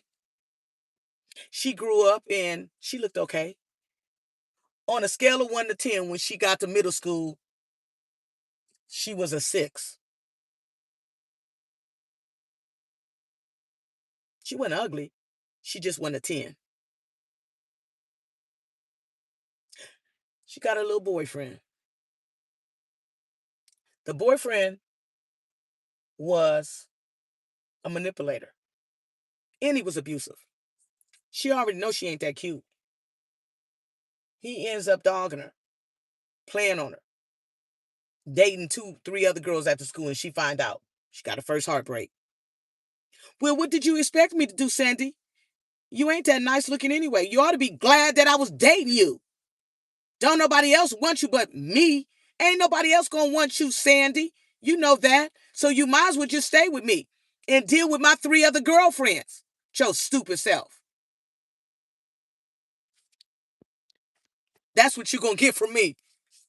I'm gonna F you up. I'm just telling you. Sit up there, oh, she saved. That was back then. Oh, you about to get swung on now. It's over. You about snatched up, busted up. I got 11 brothers, y'all. What you think I'm gonna do? That's way back then. That's the old girl. But I ain't no 6, though. I'm not a 6. I'm talking about Sandy. But you're not coming up in my face with that. You ain't no way. Oh, she'll fight now. No, I won't. I like my freedom. You're not about to take me to court and get me put in jail. You're not about to get me handcuffed. You're not about to get a restraining order on me. You can't let people talk to you like that. You can't be in abusive relationships. I never understood women that were abusive, and men. They never really talk about the women, the men that abuse women. I mean, the women, yeah, the women that abuse men. They don't really talk about that. But let me tell you something. So Sandy's all jacked up, just like Johnny now. They going out into the world. She go to college. Some man approach her again. A whole different man from a whole different state with a whole different height, weight, complexion, size, background, family. He ends up being abusive. She don't know how to get out of it. She don't know what to do. Because she really don't want to be alone. She want to be loved like the next woman. So after that next bad relationship, she said, you know what? The hell with this. I'm going to get some plastic surgery. She gonna go get a nose job. She gonna go get her lips done. She gonna go get her breasts done. She gonna go get a mommy makeover, even though she ain't even a mama. Cause she tired of being abused and used. And she start fighting back. She a 10 plus now. Homegirl fine, Sparkle. She fine, y'all. She done leveled up. Oh, she vain as can be. I knew a young lady like that.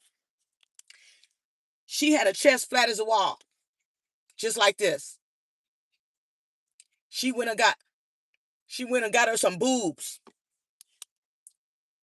Her waistline was small. She started working out at the gym. She was in a marriage. Her husband was abusing her. She did that Jennifer Lopez thing. She got to come back and had a fight and beat her husband up. I'm not lying to y'all. The girl looked Puerto Rican. She had a small waistline. I don't know if she got a butt job, but I know she got a breast job. She was tight. Everything was muscled up. Guess what she ended up doing? Sleeping around with married men. I can't keep a man, so I might as well just mess with somebody else, man. That was her logo. I remember she was in a wedding I had when I had $250,000. I had my girlfriend that I've been knowing since 6th grade. That's a police officer for over 34 years. Her husband was at my wedding. Her husband is a nice looking man. He's 6 feet. Been knowing Jonathan and her for years, decades. Was there when they was dating. Was there when he was begging to come over, and it was 1 and 2 in the morning after we went out. She said, "Oh, her husband is fine. I'll take her husband from her." I was like, "You just nasty." I had to get rid of her because she was loose. She was so loose. She called me one day and said, "Hey, Twila, how you doing? Guess where I'm at? I'm in Cedric's bed." I said, "What, y'all at a hotel?" I'm thinking, because I ain't that kind of woman. No, I'm in Cedric's house in his bed while his wife is at work and he in the kitchen cooking me something to eat. Men are scandalous and women are scandalous, but you got good men and women in the world. I was through, y'all. I was through. I was through. I couldn't believe it. Yeah, they're going, yeah. I don't want to this day if she's still alive. Because her and that woman was going head to toe. The woman found out about her. She was going to court, showing up with Cedric at the courthouse. That was his name too, Cedric. Man, listen, I ended up getting ready to leave California. I said, let's have a celebration. I'm leaving. So we met at a Japanese restaurant. Never forget this. We met at a Japanese restaurant. She said, oh, I'm going to miss you. I ain't going to be able to tell Cedric that I'm with you when I'm going to be able to tell my husband that I was with you when I was really with Cedric. I ain't going to be able to have no scapegoat. I'm going to have to find me somebody else.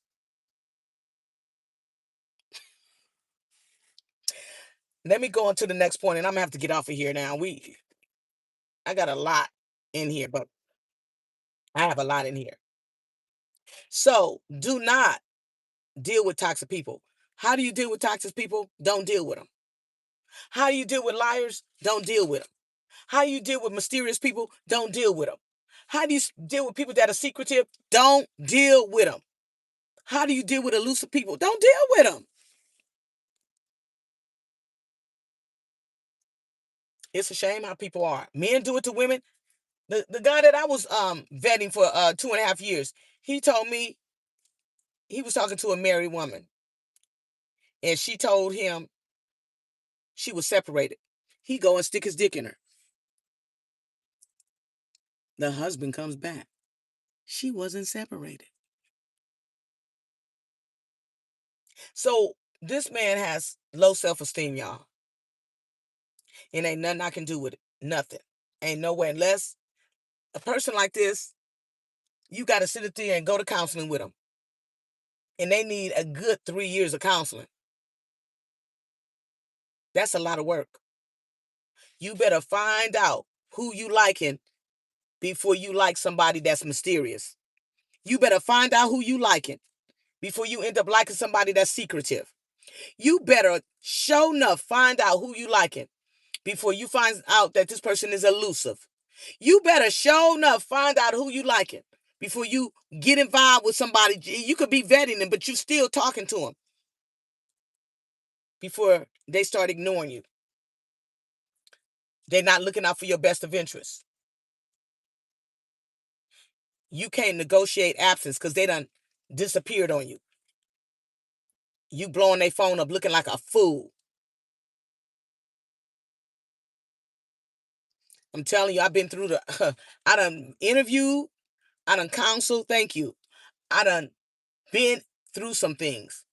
But I'm not giving up on being married because these people crazy out here.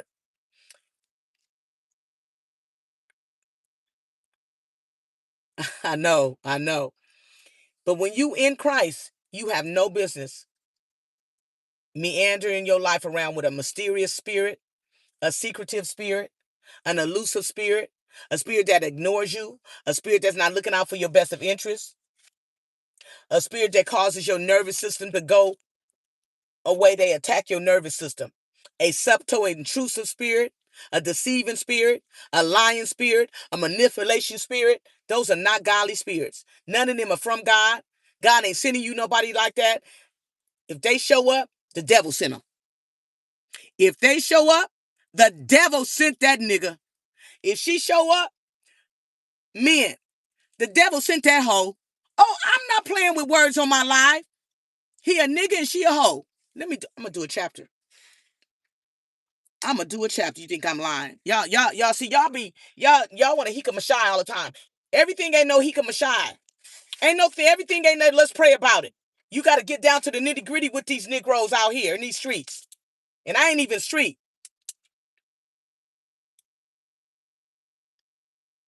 When a nigga meet a hoe and when a hoe meet a nigga.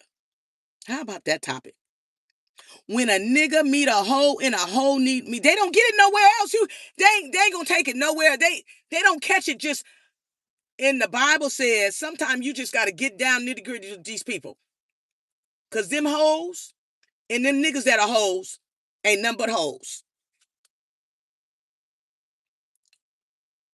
Them hoes and them niggas that are hoes ain't nothing but hoes. And they are a hoe on you until they come and see you dead in your grave. They will. They will suck the life out of your personality. Stop needing reassurance from niggas and hoes.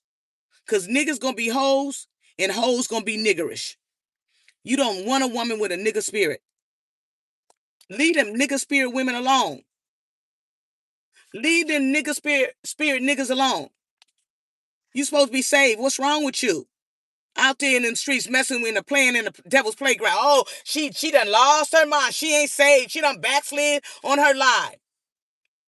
Men come and go and women come and go. Let the hoes go. Men come and go, my sisters and brothers. And women come and go. Let them hoes go. Shoot. Sick of y'all crying on, oh, look. They don't want to hear the truth. They want you to hika Michelle. Oh, we want her to get back in the scriptures. This ain't that live.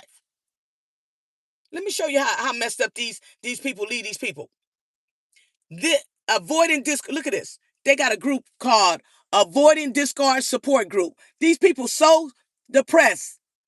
They got an avoidant discard support group.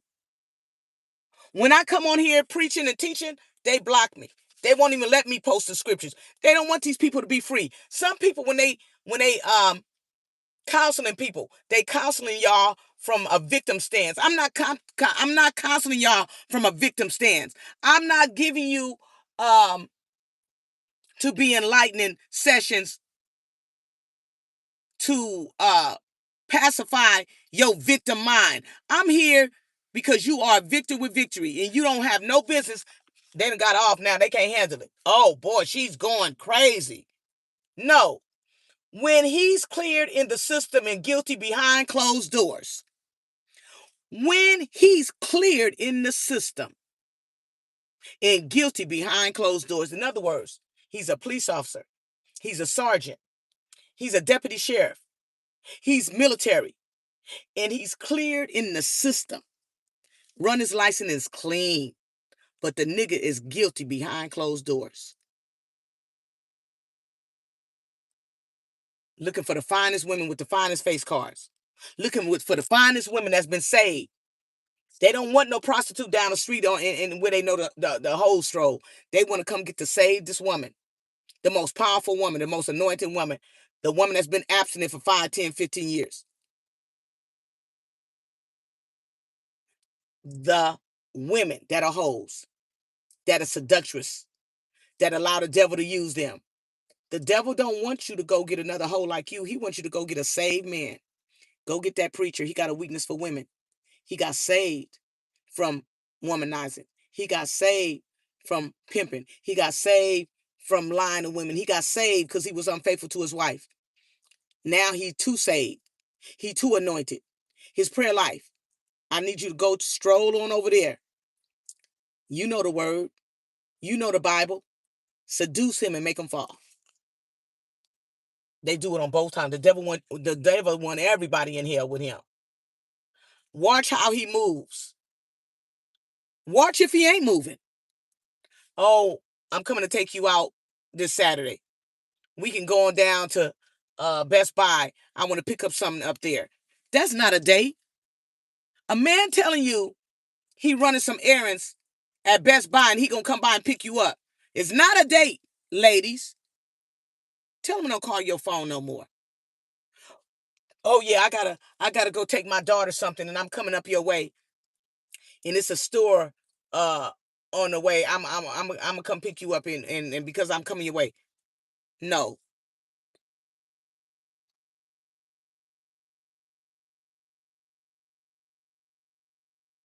That is not a date, ladies. They can't spend one weekend with you.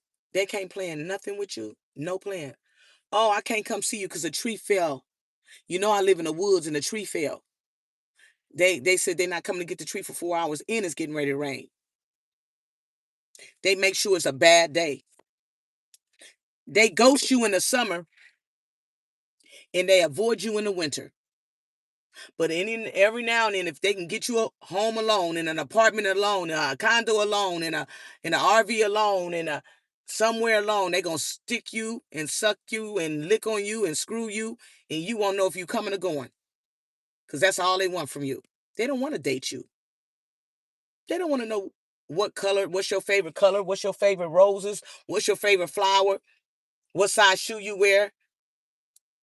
They ain't trying to run after you. They want you to run after them because they don't like you like that. Look at how he responds to your needs. He ain't responded to your needs because he ain't never asked you what you need. He ain't asked you, do you like flowers? You ain't getting no promise ring out of the situation. And it ain't a situation. I'm gonna tell you, I need to stop using that dumb word. Oh, we haven't. I'm gonna say no. What you are is in. This is demonic. You are in an experience, and he's getting ready to take you through encounters. You getting ready to have an experience with some demons that's getting ready to take you through some encounters. You are not having, what do they call it? I'm in a situationship. No, you're not. You in a demonic experience that's getting ready to take you through some demonic encounters. You better look up a demonic encounter. You don't know what a demonic encounter is. You better ask somebody. Let me help you. Glad you asked. Catches in. Now listen. If you got to catch his innuendos, he got innuendos, y'all. Drunk driver Derek Bryan arrested for hitting. Derek Bryan, 28, of Anderson, was arrested on March 7th after allegedly striking an Indianapolis Metropolitan Police Department officer and a security guard with his vehicle in downtown Indianapolis. Well, anyway, if you got to catch somebody's innuendos, tell them don't call your phone no more. These people throwing their rock and hiding their hands way too much. They throwing their rock and hiding their hand way too much. Here comes somebody with a message I got to show to. Oh, yeah. Sometimes you ain't even got to like that. Sometimes they just want you because you're nice looking and they want to get that incubus and succubus spirit to transfer onto you. Like you got to know, like at your age, you got to know what your sex drive is. And if you know you can go without sex for 3, 4, and 5, and 6 and 7 years and 10 years, you ain't got no high sex drive. Your sex drive is reserved for your spouse. You'll find out if you got a high sex drive when you get married. Some people go through life and they know they got a high.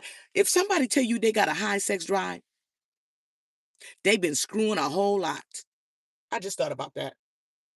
If that man tell you I got a high sex drive, he getting ready to introduce you to incubus and succubus, and you can be sucking till your teeth fall out. You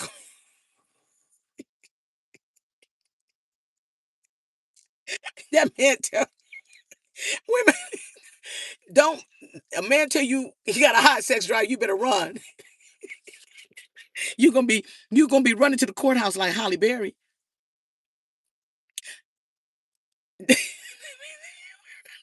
You gonna be running to the courthouse like Holly Berry. A lot of times they don't even have no high sex drive. They just trying to make you feel like they can do something that they can't even do.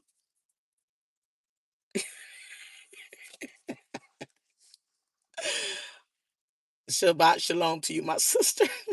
When he's cleared in the system and guilty behind closed doors is where I was talking about. His record is clean.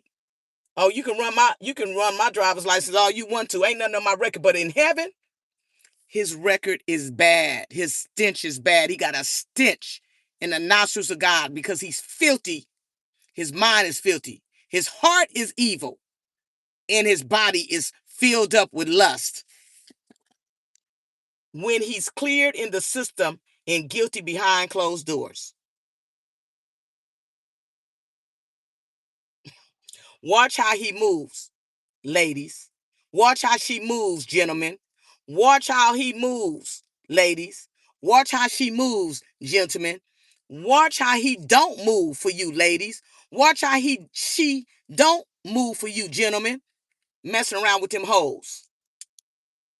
Catch his innuendos. Thank you. Thank you. Thank you. It seems you're shifting from the new, I'm sorry, innuendos. That ain't, I'm trying to look up this word. Hold on. Innuendos. What is that? Glad you asked. If you got to figure out somebody's innuendos, an elusive or oblique remark or hint, tell them don't call your phone no more. You ain't got time. You don't have time for trying to catch his or her innuendos. Innuendos, an elusive, implying or indirectly suggesting something. They suggested. They suggesting stuff. An elusive person is hard to find or capture. Evasive. Evasive prey. Hard to understand or find. Oblique. A statement that is indirect. They're using indirect statements, innuendos. They vague. They subtle. Aimed at something rather than being straightforward. Leave them people alone.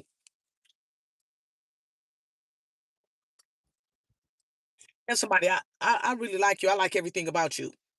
And they look back at you and say, we'll see. You better run for the hills. I like everything about you. I don't have no complaints. It don't matter what you do. I'm a like you because I'm just that kind of person. We'll see. Once I do what I'm getting ready to do to you, once I take you through the dismissive attachment style, we'll see. We'll see if you like me then. Dismissive, avoiding attachment style. Once I take you down that road, we'll see if you still like me like that. Because I'm going to make you not like me. I'm going to make you hate me once I get out of you what I want to get out of you. It can refer to a diagonal position, indirect communication, or specific anatomy. Indirect communication, you don't need it. You need direct communication. In innuendos, you don't need it. You don't need it. You don't need you don't need innuendos. You don't need that foolishness in your life. Insinuation, implication, hints, suggestions, overtone, undertone, whisper, a whisperer. Don't get attached. Don't get attached. Playing games with you. That's the devil. Elusive. Imputation, slurs. What is imputation? A charge or claim that someone has done something undesirable. An accusation. There are grounds for inquiring into the imputations of misconduct against him. Again, imputations. They really molested you in your mind before they molested your body. They really raped you through your mind, but now they're getting ready to rape your body. But they got imputations. A charge or claim that someone has done something undesirable, an accusation. There are grounds for inquiring into the imputations of misconduct against him. You can't get him for misconduct. You done sent him too many naked pictures. You can't get him for misconduct. You done played sex games on the phone. You done sent him sex pictures. A charge or claim that someone has done something undesirable. They setting you up. The action or process of ascribing righteousness, guilt to someone by virtue of a similar quality in another. They're going to get you one way or another if you fall for any of this foolery. God don't send you nobody that's going to take you through all this stuff. You got to catch their innuendos. You got to catch their indirect communication. You got to check their elusiveness. You got to find out what the indirect suggestions are. What do they mean? They're evasive. You are their evasive prey. They use things like, dang, let's just, go on and forget about the relationship because, I don't want to be in a relationship with you. But I don't want to be your friend neither. I want to keep it open because I might, if I be your brother in the Lord, I might want to say something to you. I might want to touch you again. And That you trying to make peace with the person. What do you want from me? 2.5, 3 years in. Do you want me to just look at you as a brother in the Lord? And you look at me, nah, let me get back with you on that. No, it ain't no getting back. You've been getting back with me for 2 years and still ain't answering nothing. Avoid me, mysterious, elusive, ignoring me, changing the subject. Stop all of that immediately. They're oblique, not expressed directly, are open, making it difficult to understand. Synonym, they indirect, they suggestion stuff. Okay, I don't know nobody in the state. I want to use you as an emergency. But on the emergency of my job, it says, are you a spouse? Are we in a relationship? Or are you a friend? And they text back and say, you could just put down whatever you want to put down and laugh at you. Before it got to that point that you got to ask them that on an emergency card, you never was nothing and you're never going to be nothing. They use unspoken tactics. Unspoken tactics. Not directly expressed, implicit, but not plainly expressed. A synonym for that is for implicit. It's implied, it's unspoken, it's tacit, Tacit. You understand, because he wants you to understand that it's understood that you ain't coming to his house. He ain't inviting you to his house, and you better not come to his house. He wants you to understand that it's understood that from a past situation, don't you even dare come to my house. You better not come to my house, because I am going to put you in jail. I'm going to get a restraint on you. I already got a case built on you. I'm just waiting for you to act the fool. That's all. Huh. Implied, the understanding of something suggested or hinted at without being directly stated. I've been a cop for 18 to 25 years. 20 years domestic violence. 10 years working in a 911 department. I've always supervised. I've always been over people. I have been to court over 500 plus times, and I have never lost a case. And they say that to you 50 times. I'm exaggerating, but enough to let you know. After I rape you, after I molest you, after I sexually assault you, don't even think about taking me to court, because you ain't going to win shit in court, because I never lost a case. So if you're a smart person like I am, I serve a God who is the creator of the heavens and the earth. And he has a judge, which is he himself. And he has a jury, which is he himself with his angels. And I have never lost a case when I sent it to heaven. I've never lost a case. So while you on earth raping, molesting women in their minds and using people, I'm letting you know, you stepped into a space and a place where Yah is the head of my life, where he's Alpha and Omega, the beginning and the ending, the first and the last, and the soon coming King. And when I cry out to Yah, he has already answered. And I have never lost a case in the realms of heaven.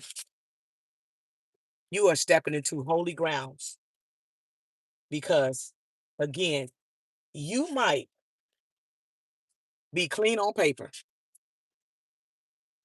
You might be clean on paper. You cleared in the system. You cleared in the system.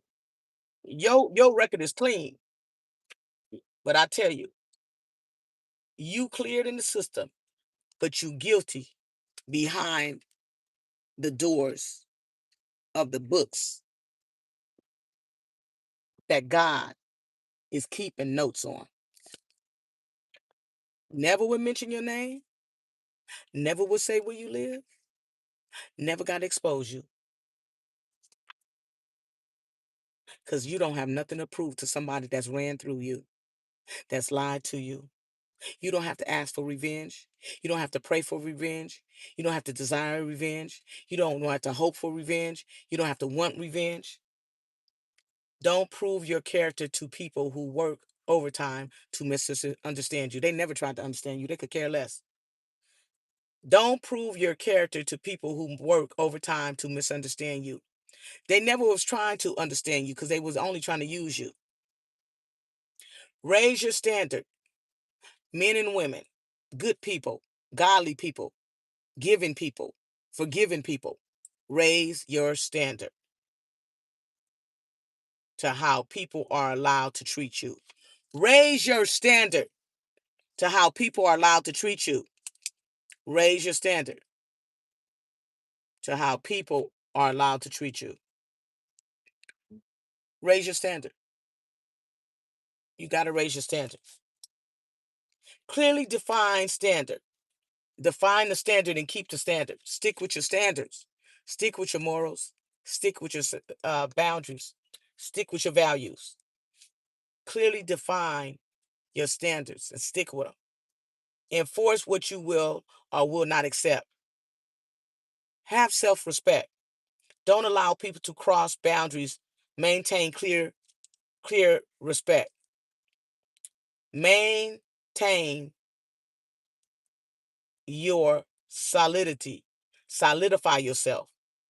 Backhanded compliments, insults disguised as praise, often delivered to undermine confidence, establish superiority, or passive aggressive criticizing. Again, backhanded compliments are backhanded insults disguised as praise, often delivered to undermine confidence, establish superiority, or passive aggressive. Dang, you look like you lost weight. Dang, you used to be bigger than that. You lost weight, huh? Dang, I remember you used to live in the hood. Now you living in a nicer area. Backhanded comments. You look great for your age. Backhanded compliment. You are smart for a beginner. Backhanded comment. Condescending. Condescending, and I'm closing. I have to go. Condescending. Did I do imputation? They charge? Yeah, I did. Condescending. People are condescending. You don't need to be dealing with all this foolishness, men.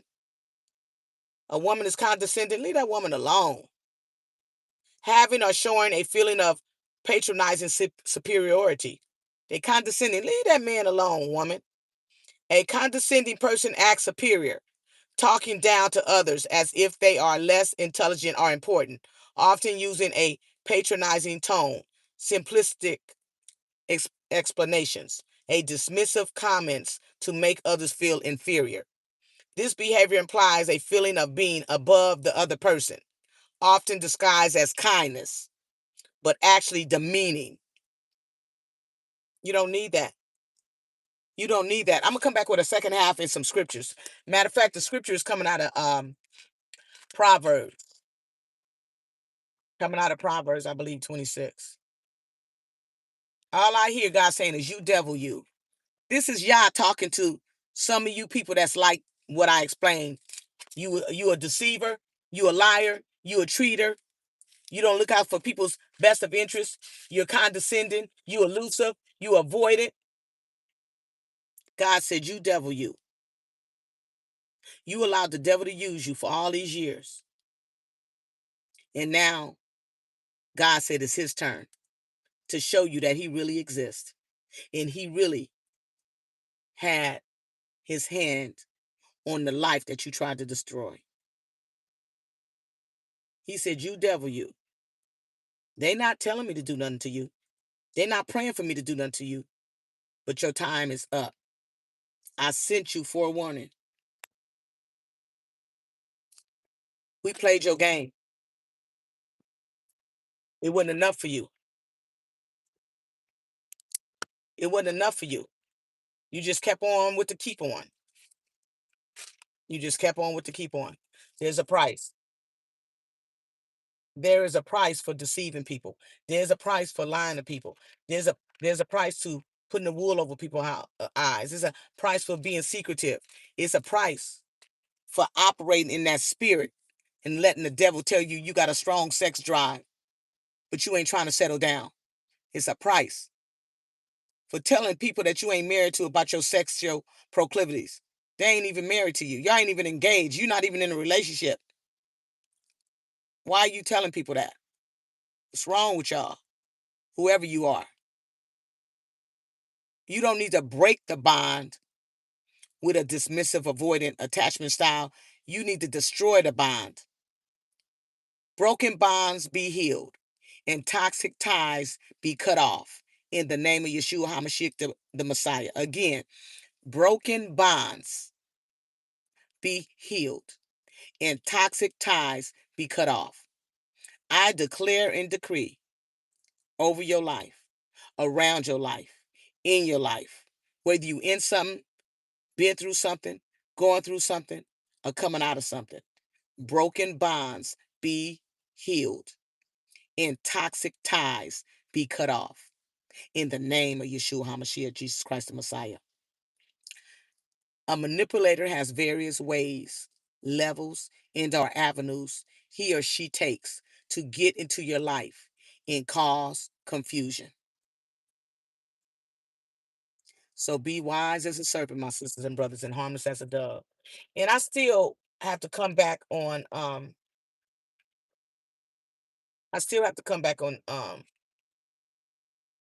it was 26. It was Proverbs. I didn't finish it from last week. Chapter 26, verses 20 through 28. I had read them, but I didn't break it down. But I've been on here too long. I should have been going. I had so much to do today. It's almost 12 o'clock. I haven't eaten. I haven't had my interview. They waiting on me, and I'm up here on this live. I have to go. But he wants me to read this before I leave. And I'm gonna have to leave after that. But I'm gonna have to come down and break this down. Y'all take some time to study it. I talked about this last week. This is gonna go with what I just went over. Where no wood is, there the fire goeth out. This is starting at Proverbs 26, 20 through 28. Where no wood is, there the fire goeth out. So where there is no tallbearer, the strife ceases. Strife in a tallbearer, somebody that starts confusion. As coals are to burning coals and wood to fire, so is a contentious man or a contentious woman to kindle strife. People kindle contention and strife, havoc, hell, and chaos and confusion, and getting your nervous system when they have abandonment issues, when they have the dismissive, avoidant attachment style issues that people call ghosting, which is a dismissive, avoidant attachment style. The word of a talebearer are as wounds, and they go down into the innermost parts of the belly. A talebearer is somebody that tears people down, talks about people, put them down, belittle them, tell all their business to total strangers, telling other people's business, running their mouth, evil words, evil whispers. The words of a talebearer are as wounds, and they go down into the innermost parts of the belly. A gossiper, a backbiter. Burning lips in a wicked heart are like a potsherd covered with silver dross.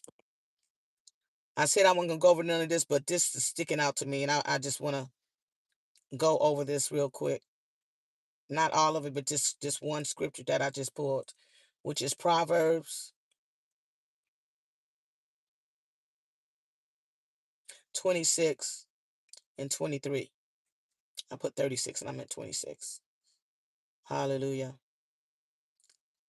Proverbs 26 and 23 warns that smooth, fervent, or flattering words spoken from a wicked heart are deceptive, acting as a shiny glaze covering a worthless clay pot.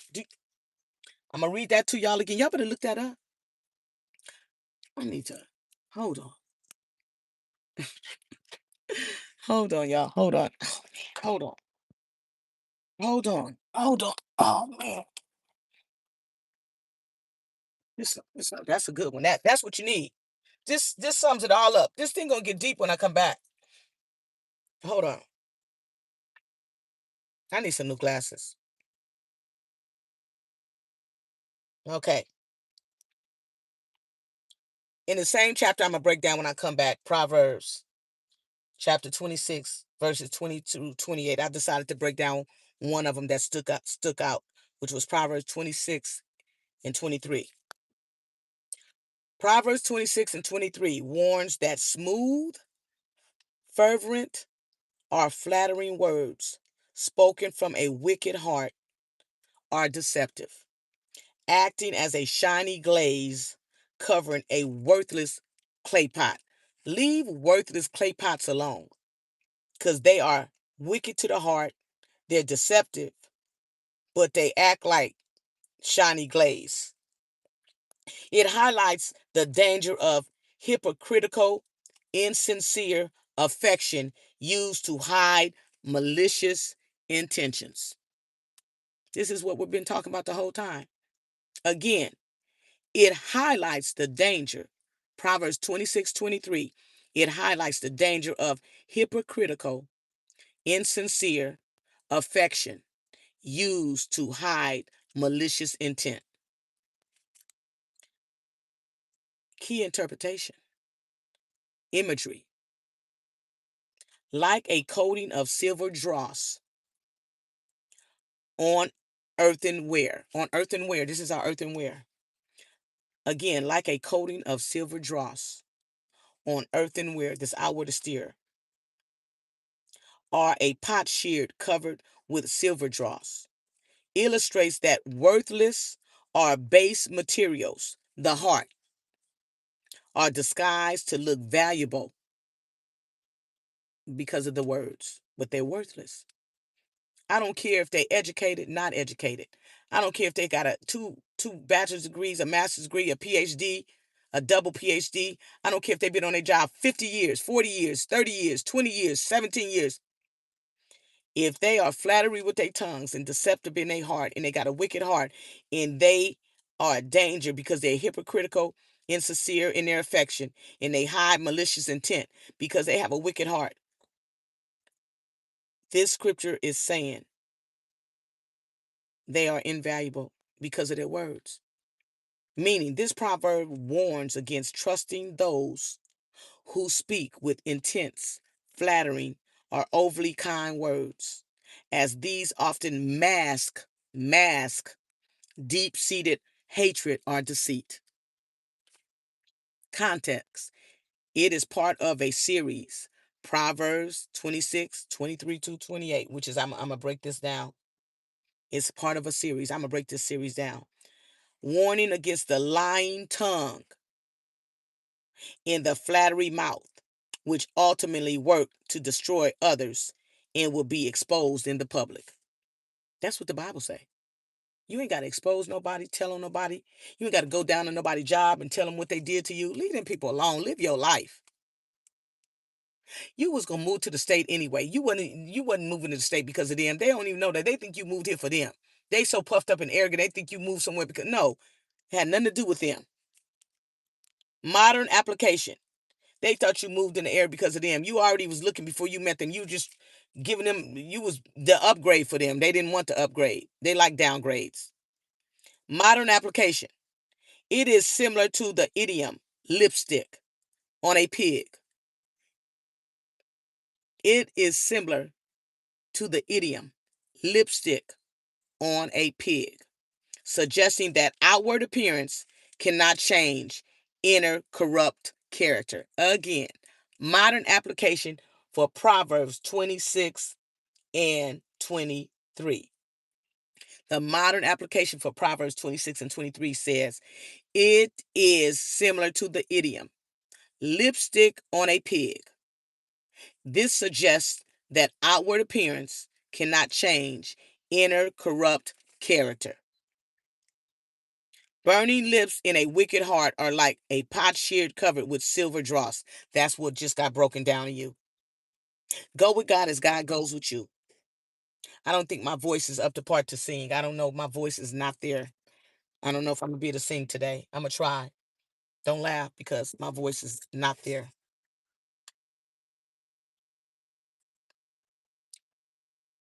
I pray that there was something said, something read, something talked about, something expressed as I taught the lesson and the message for today. Whether you on the side of being a good heart with a good person, with good intentions, that has given up your old stony heart and took the new heart and the new spirit so you can live holy? Are you on the other side? You have no good intentions. You are not looking out for nobody's best of interest. You are dismissive, avoiding attachment style. And you have used and abused somebody, and you know you did. It's for everyone. I pray that the liar, the deceiver, the cheater, the hoe, the fornicator, the manipulator, the one that's looking to bring somebody home to their family so they can brag about upgrading, I pray that you get your soul right with Yah. Because naked you came into this world. And while you trying to high sign and flash somebody because of their credentials and what they got on paper, your soul is going to be required of you. Because it is appointed unto man, woman, boy, and girl to die. And after that, the judgment. There are 3 appointments that you're going to keep: death, judgment, and you're going to heaven or hell. You're going to keep them appointments. So only what you do for Christ will last. If you're marrying for status and not for the will of Yah, you are already out of his will. If you're not married for his divine appointment and somebody has forgiven you and would never tell anybody what you was before, you still missing the plan of God, because God sent you something that was precious. Some of y'all need to go back and evaluate some of your relationships that you dog people in and see, can you find your wife? Because more than likely you already met her. You just was playing the devil's advocate. The message that I ministered on Sunday, you want to go back and look at that if you haven't. It will get you on straight street. It will get you right. Because this message is talking about the ones that ain't right. But that message will get you right if you want to be right. Because there's a hell. It is burning. But hell is made for the devils and the angels. Why you would want to live like that? Why would you even want to go that way? Why would you want to cause all problems like that if you like this? Stop allowing people that you know is secretive, condescending, that avoid and ignore answering your questions, to come on your phone line. Don't give them no emotional access. Don't give them none. I had to figure out how to keep somebody from calling me, because after 2.5 years, that's enough time wasted. Vetting or not vetting, 2.5 years is ridiculous. Of course, I didn't want to do it. Of course, it wasn't going to put me in jail. And plus, it wasn't going to give me a bad reputation. It wasn't going to cause no paperwork to be filed. But if I hadn't did that, that person would still be calling me, bothering me, because they wasn't about looking out for my best of interest. I'm telling a testimony right here. Yes, they come on my page and look and see what I'm up to. I don't know how often, but they do. But if you want to be right by somebody, then you call them up and stop being sneaky and creepy. Because you sneaky and creepy when you coming on somebody's page and you not going to come and be honest and talk to them and say, look, I've been watching you and you writing this and that and that, but you too arrogant. That means that you still got that old stony heart in you. But some of you men, if you like this, some of you women is like this, y'all need to repent, because it's God is watching us. God is writing in that book. And the books were open. And we're going to be judged by everything, every idle word, everything we say and everything we do. We're going to have to give an account of it. Father, I thank and praise you for every person that has been on my live today and those who are going to come later. Father, I ask that you save, heal, deliver, and set free. Touch those who have been on the side of being wrong and wronging people, using and abusing people, sexually abusing people, financially abusing people, emotionally abusing people, messing up their nervous system, traumatizing them, making feel like it's something wrong with them when it's something wrong with somebody else. Father, touch those who have loved and have been broken and have turned into monsters. They family think they're good people, got good hearts. They think their brother is marriage material. They think their sister is marriage material. But they are damaged material. Save them, Lord. Ah, glory. Save those who are damaged material. And they mama and they sisters and they brothers and they friends think they marriage material, but they damaged material. They have caused havoc, hell, chaos, and wrecked homes of people's daughters and sons because they greedy, they needy, they bleeding on people, they lying on people, lying to people, and making cases against people just in case there is some backlash and some aftermath because some people are vengeful. I thank you for not being a vengeful person, but a giving person. Pray with me. Our Father which art in heaven, hallowed be thy name. Thy kingdom come, thy will be done, on earth as it is in heaven. Give us this day our daily bread, and forgive us our debts as we forgive our debtors. And lead us not into temptation, but deliver us from evil. For thine is the kingdom, and the power, and the glory, forever and ever. Amen. I am happy. I am grateful. I am thankful. And I am blessed. I am happy. I am grateful. I am thankful. And I am blessed. You ought to be happy. You ought to be grateful. You ought to be thankful. Because you are blessed. You ought to be happy. You ought to be grateful. You ought to be thankful. Because you are blessed. Sing it with me now. We are happy. We are grateful. We are thankful. And we are blessed. Hallelujah. Now we are happy. We are grateful. We are thankful. And we are blessed. Pray for me. Go with God as God goes with you. Go with Yah as Yah goes with you. Go with the Holy Spirit as He leads and as He guides and as He directs you into all truth. Shabbat Shalom. I love you all. I love you. You're special. That's why I do this, because you're special. You're special to me, and you're special to God. Shabbat Shalom.